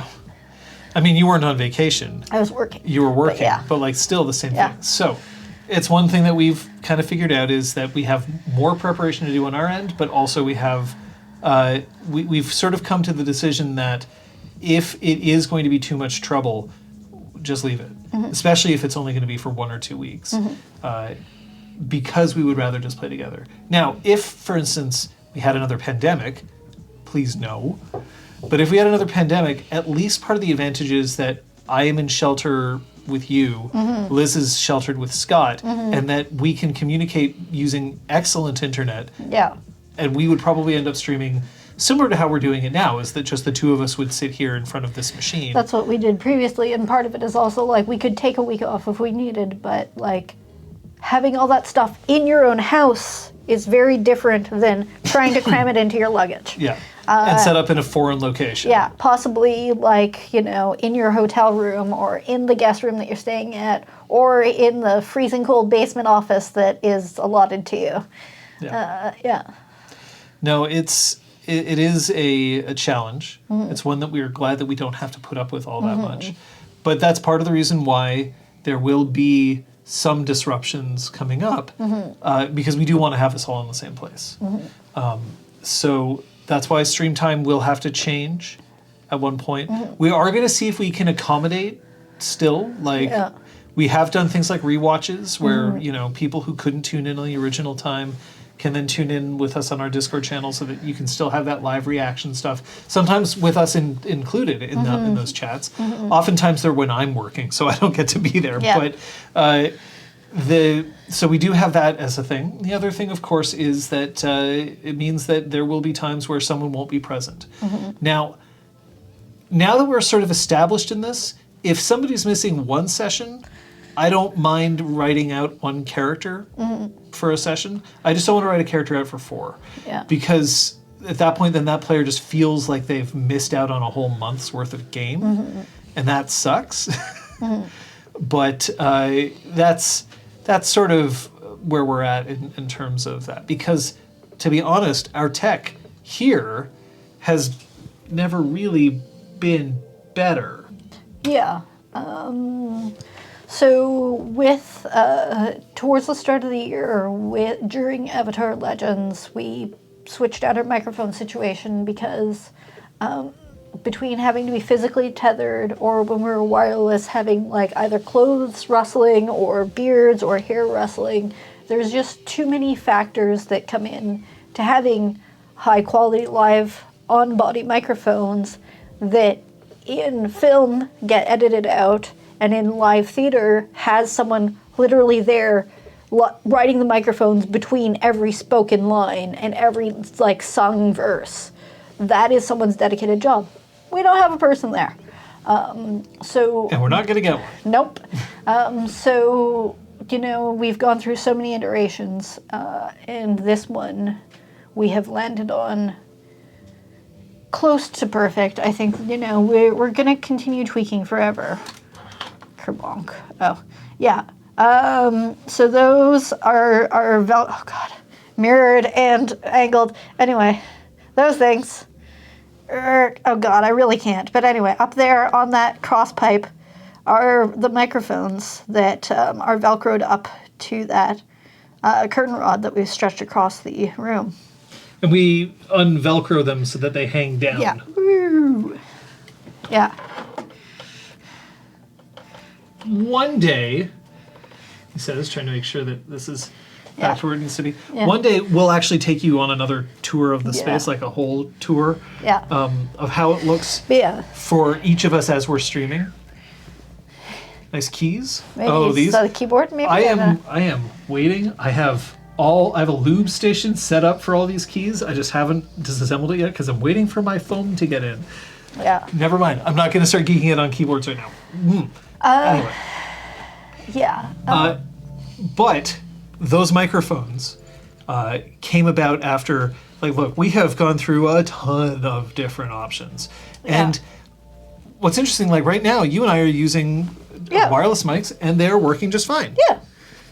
But that's 2 people. You get it to 4 people, and then things start to happen. Also, we're not in a role-playing stream. We're in a conversation stream. So if the audio gets a little jumbly, that's not going to kill our flow that much. Yeah, it's not as much. It's also that we are in an apartment complex next to other apartment complexes. There are so many wireless signals bouncing around that having 4 of these running in all of that maybe if we were out in the boonies without as much radio interference, it would be okay, because it was okay when we were at our other place.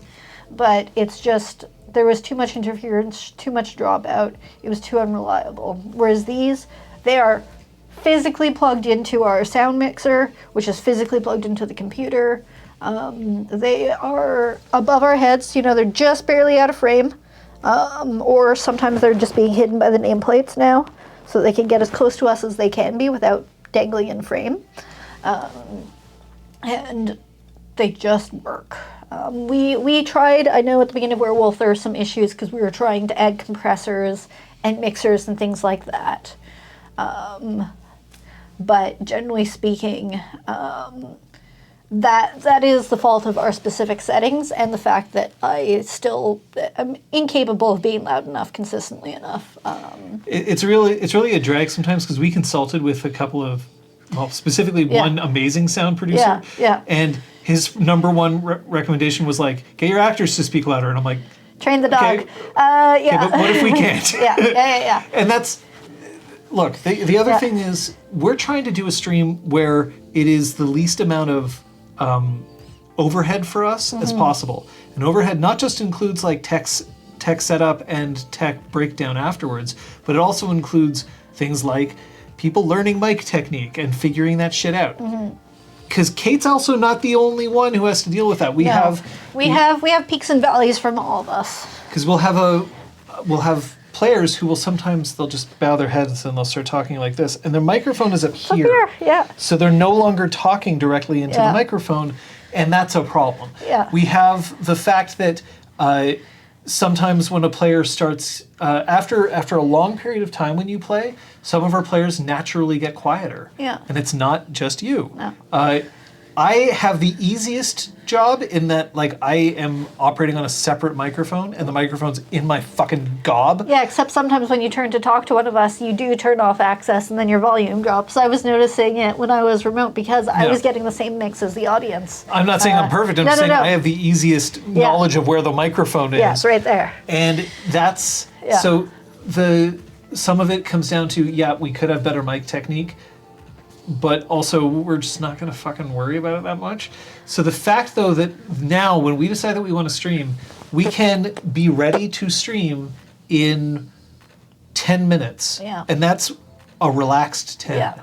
As opposed to like a panicked, oh shit, we're live in 10. And then when we're done stream, we're out of the room in 5. That includes starting the uploads to YouTube and to Spotify. That includes getting all of the microphones out, because this is also my office. I work here. Like, this is literally where I actually spend a lot of my time. If I'm not in office, I'm here. And so I don't want to have microphones dangling everywhere and lights that I can't control. And it's also why, for instance, there's a webcam here. This webcam's great. I like using it. But I didn't also want to have, like, okay, well, I have to unplug 900 things and then move them over. Like, I used to have a Stream Deck here and I don't anymore. But, like, that's okay. I've learned to deal with that because it's just way better for me to not have to think about more things to plug and unplug. That's also how things get damaged. But right now, we have a setup where we want to stream, we get ready, we go, we're done, we put it up, we walk out. It is so much better for us compared to how it used to be. Like we've done things like we've wall mounted our stream lights so that there are tripods to trip over or to have to set up every week. We have a new desk like that we bought this year for John that I don't even remember what you were using. Oh, we had the rolling desk that we had bought during the pandemic that worked well for us then, but it wasn't. That was good when we had the laptop. But since we moved to the stream machine, it was just not enough space. We got a different desk for John that now tucks against the wall, comes out to where he needs to. It can clamp on for his microphone properly. Because with the glass desk, we couldn't clamp to the glass desk, so it had to be clamped somewhere else. So the microphone was kind of weird. So there are all these granular sort of changes. Nowhere to roll dice. The microphones now velcroed up to the pipe across the ceiling, come down when we need them, go back. Curtains now, which, is it Is it a tech upgrade? Not necessarily, but It's the stage design. It's stage design. It's visually more consistent for us players, and it's also a bit of sound dampening compared to those pressboard Laminate cupboard panels. covered doors, which are off. Yeah, and They we look have our player table, which you can see the corner of it there. It pivots out, and then we put it back against the wall when we're done with it. Yeah. So all of this sort of, yeah, exactly. Like, it's a system, we've got it down. We set up, we tear down, and it's minimal effort, which is important to us. It's important to our quality of life, and it lets us start and end stream with more energy. When we first started playing, Liz and Scott's living room was basically just always set up Yeah. for stream. And that's what it was. Yeah. And that was like Scott's personal computer too. Yeah. And that was it. Yeah. That's what they had. Yeah. And that was a problem. And then later on, then it became, okay, well, Liz and Scott's living room is still where you three streamed. Then I had my stream where I had to put up a green screen and Yeah. get everything set up and work it all out. And we'd have to connect and all of But that. yeah, every week we would carry the lights out from their office to the living room. We'd jam speakers and web cameras into the shelf that we were facing. We'd move the chairs around. We'd rotate the table. We'd plug in the computers. We'd plug in the microphones, set those out on the table, get our dice and our things. Like, it was so much set up and tear down. And it's so nice that, like, support from you folks has allowed us to develop a system where it's just set up, go. Even something as simple as it's bolted to the wall. Yeah. Because it's really not fun to have to lug lights everywhere. And they're so, like, they have their little 3 legs sticking out, and they inevitably will catch on the edge of a furniture, and it's so mildly infuriating. Yeah. But when it happens every single week, it's just... 1 week where we're like, hey, we're all going to sit on the couch and play video games? Yeah, Fine. sure. No problem. Not an issue. But then when we were doing King's Dilemma the year before, where we just always had to drag, and we had weird camera angles and all that. Yeah. Like, I was almost at the point where I was like, I'm going to fucking staple gun the camera to the goddamn ceiling. Yeah. And then, but some of this is also, I should point out, is thank you so much. Weirdest has mentioned it. Yeah. Thank you so much, because it's thanks to you that we can actually make these improvements. And we are still constantly trying to make sure that we can do better. One of the things right now that we have as an advantage is if any of our equipment breaks, we can fix it. Like, without worry. Yeah. We've got a kind of an egg Yeah. that we can come back to, which is great. Yeah. We have some plans for things that we might be able to do in the future, which will be very cool. Some of it is tech related, some of it is not, but will still improve the experience. This is thanks to your generous support. It is how we're able to keep going with all this stuff. Because honestly, that's kind of why we've been doing this since 2016. Yeah. Is that it has gotten to the point where it is easy for us to keep going. And that's helpful. And that's very much appreciated. Do we have anything else on our list? Well, there's a few things. This is also the year that we started recording our audio recaps. Yeah. So we've done a few things in the past. There was a time where we just didn't recap at all. There was a time where a recap would just be, I would ask a player to recap, and then those recaps started taking like 8 minutes. Yeah. So then I started saying, great, all 3 of you have one sentence that you're allowed to say. Yeah. And that didn't necessarily work. Yeah. And then we fell on this. Yeah. For Star Wars, we had the crawl, the opening crawl that we did. But yeah, with playing Avatar Legends in Korra, there are recaps that are done by, a transatlantic radio broadcaster telling you what happened last time on Korra. And we loved it as viewers of the show, and it was a great device for us to use for our own recaps. And it meant that we could write them in advance, help each other remember details or edit out excess stuff, and keep it snappy, keep it down to 30 to 60 seconds.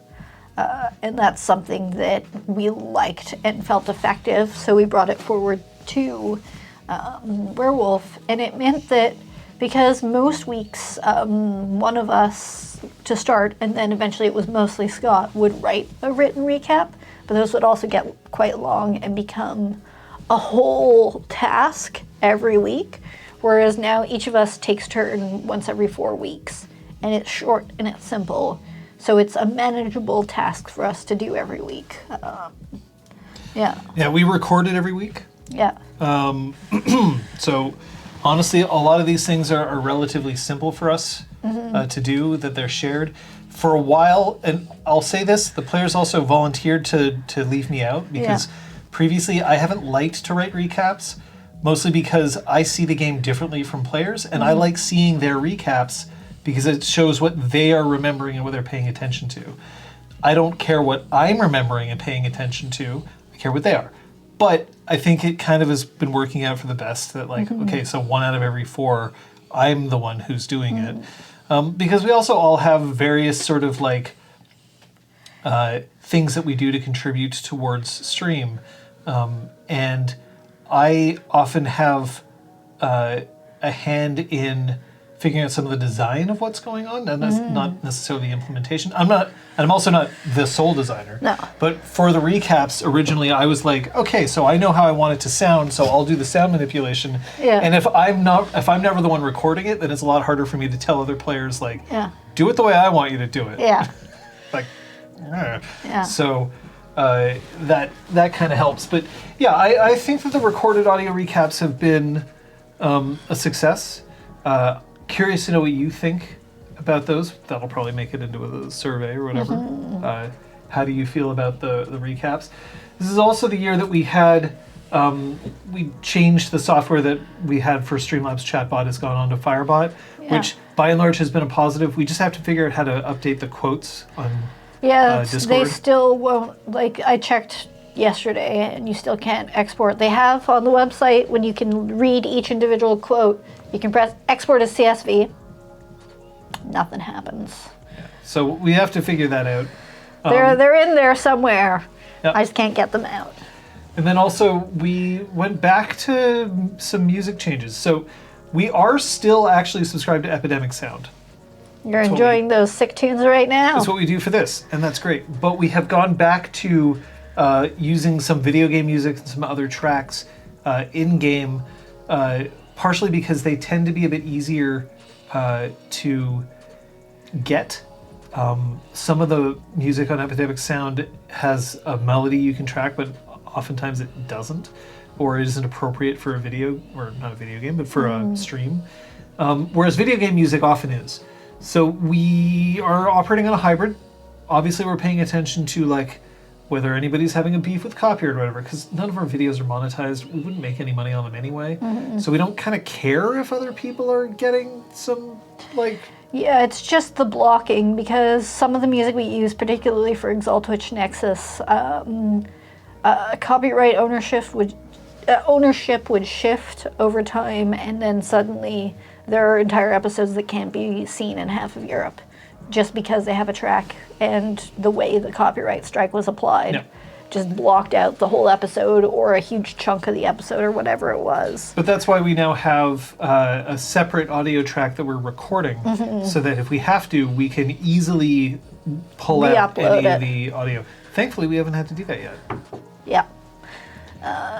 Yeah, and that is another advance. It does leave us the possibility of someday eventually choosing to edit the episodes, because if the music isn't baked in with everything else, you won't be jumping through different parts of the track. So we could edit just the spoken part and then slap even the same track, but actually slap in the whole track so that you aren't, jumping through it. This is one of those things that some people have asked, are we ever going to edit? The answer is maybe, but only if we decide that it's worth it for us. Editing is a ton of work. So many hours, so much effort, so much decision making. And Yeah, it's a cost benefit question, and also just we all have full-time jobs. But that's what we've done Yeah. over the past year. I think it was a good year for RPG Clinic. I think that having 2 big campaigns, like that's what we do. That's what's, I think there was more focus this year than last in terms of. Yeah. I know that we started the year last year, 2022, thinking we'd do Neo Rokugan, realizing that we couldn't, and then struggling to find something. I knew we threw together Changeling River Wild, but I think that this year was a lot more successful in choosing campaigns. Part of that is something that we learned, which was prologues.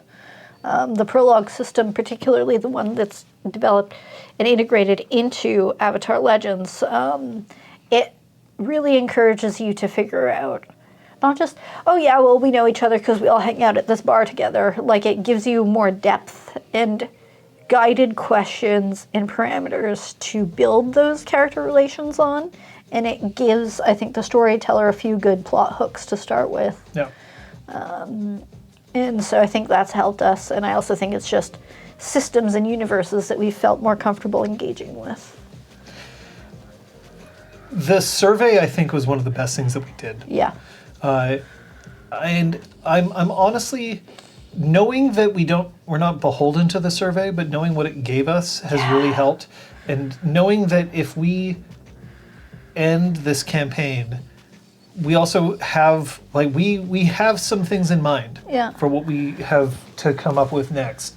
And we also have a couple of special events that we're kicking around in our heads that we're considering.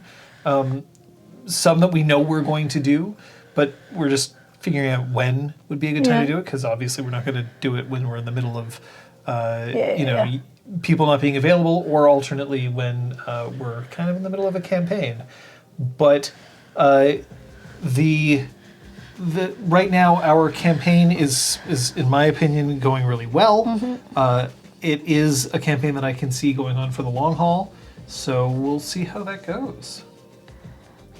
Weirdness mentioning it's been fun to see new people come in because of Werewolf. I hope that continues in 2024. The reality is that internet communities that do not expand wither. Yeah. Because you cannot keep the same number of people at all times. People have other things that they get involved with Life their changes. life. Yeah. You know, like, and it's, maybe it's that you don't want to watch anymore, but maybe it's that you can't watch anymore. Yeah. Or maybe it's that you found something new to watch. Or maybe it's that you've decided that you're not going to watch anything. There's so many things that can change. So you have to bring new people in. Part of that is going to be something that we're going to want more help with moving forward, is people going out and saying, this is a worthwhile place to hang out.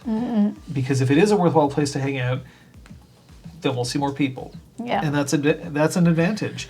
And even if those people aren't necessarily tuning in live on Sundays, being part of the community is still a huge thing for us. Being able to talk and all of that, which is part of what I think is important. Yeah. I really like our Discord community. I mean, it's a few messages a day, right? It's not flowing walls of text, and it's not complete crickets. But it's nice. It's nice to have folks join the community and interact. It's nice to see comments on our videos and all of that. Yeah.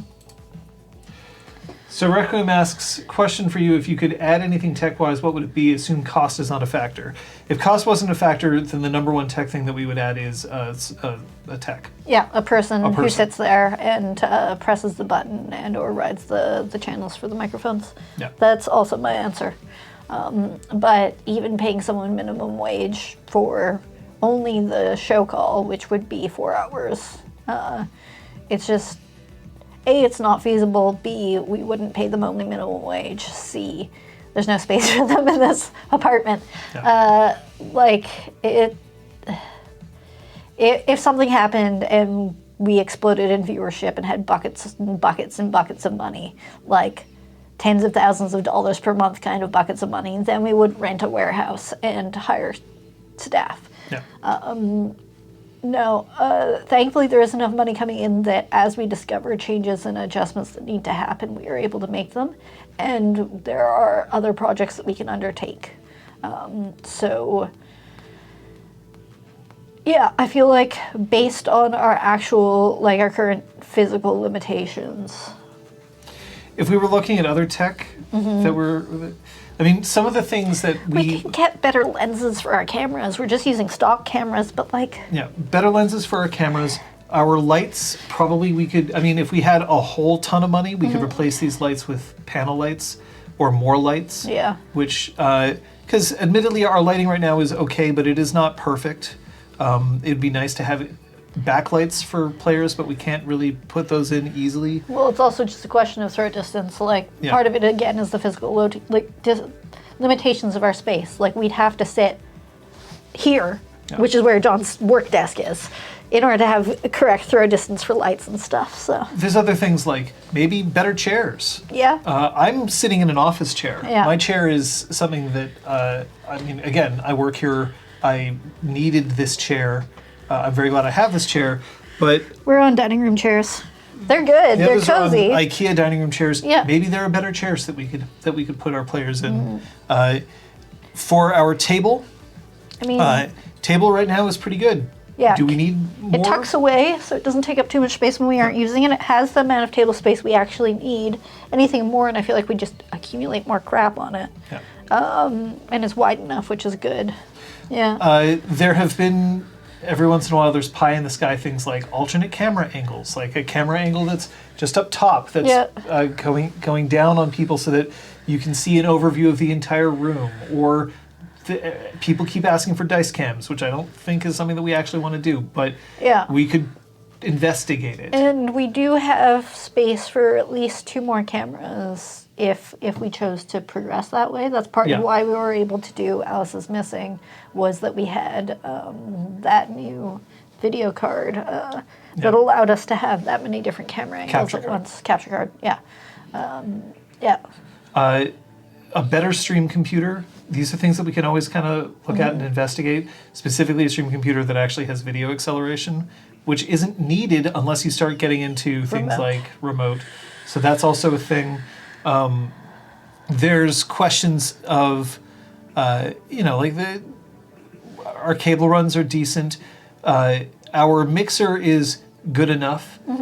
If we had a lot more money, we could get a mixer with proper faders, with an actually good preamp, because one of the issues is we have like some with faders, but the preamps in them are not good. And so if we were to connect the microphones that we have now to those, we would actually sound worse. Even though it would be a lot easier for us to adjust volume. That's something that we would do. We could get a hardware auto mixer as opposed to using a software auto mixer. There's tools that we can buy that are software related. We use Reaper right now as a digital audio workstation.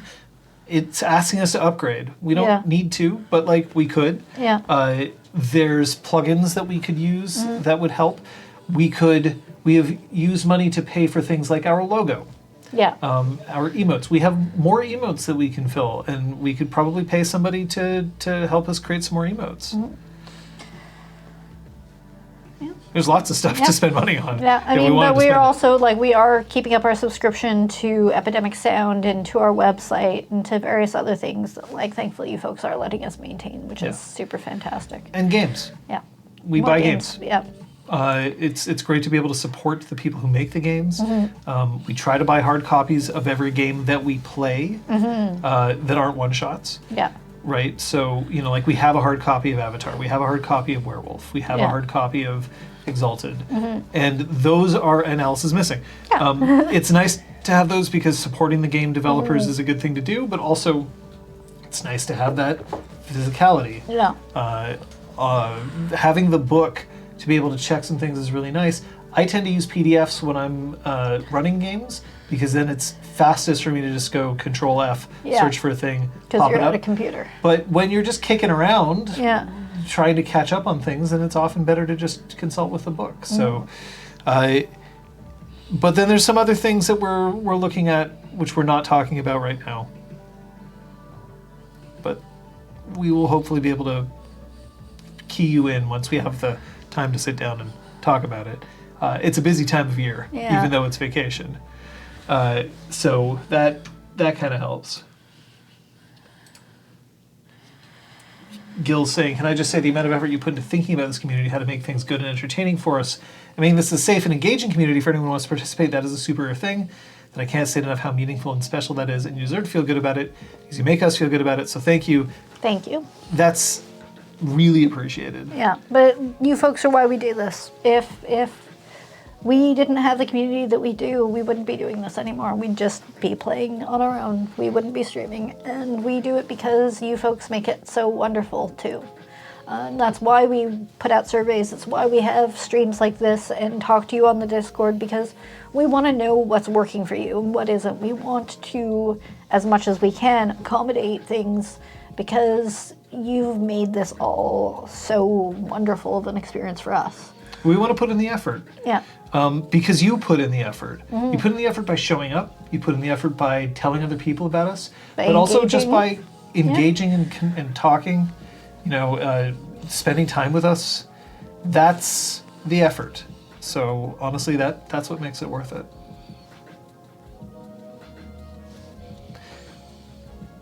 What do people have to look forward to? Well, New year, new things. I think schedules may be getting relatively back to normal. I'm not sure if there'll be a Tuesday stream from Scott, but I think we're getting back to Punchy Sunday, Drew Crew Saturday, maybe a Scott stream Saturday as well. And this coming Sunday, a week from today, there will be an episode of Werewolf the Apocalypse, Montreal by Moonlight. I mean, you'll probably see at least one more stream from me, if not us, either on this channel or on my personal channel, because I still have another bunch of time off, and they forced me to take it, so I will take advantage. Yeah. More brutal outcomes for 2024. Yes. But honestly, that's also part of it. Like, you folks or you or anyone that sometimes, people are like, oops, you can't suggest that, Kate will make it happen. Please suggest things so that I can make them happen, because I love the fact that we have that cheesy, brutal outcome. It's fun. It is both a blessing and a curse that sometimes if you mention things around Kate, then you turn around and she's like, I got to disappear for 8 hours. And you're like, what the hell? And then she comes out being like, I did it. You're like, I wasn't asking for, well, okay, there it is. Fuck. I guess we're playing Who Wants to Be a Millionaire? Boop. Yeah. So, but that includes you. If you have ideas, or if you have suggestions, or if you have comments, all of that is useful. We do want to hear. But for now, we're actually going to take off, I think. Thanks so much for tuning in. But you have to point that way. This is the direction that I point in stream because we're not mirrored. It's up to the right. Shit. Actually, to the right. We're gonna keep on keeping on. Looking forward to yet another year of streams, and games, and engaging with you folks around the web. Have a safe and wonderful New Year's Eve or New Year's Day if you're already there. And honestly, just a great year ahead. I know where I'm going. Up. We don't normally do that for clinic hours, but sure, to why the not? right, because you said I know where we're going. We'll see you next time. But actually, shit, no, we have a proper sign off for this. Look, in the new year, yeah, I guarantee you that it's not always the easiest thing to do. But use your word hole. Talk to people with your mouth or with your fingers. Type, write, communicate.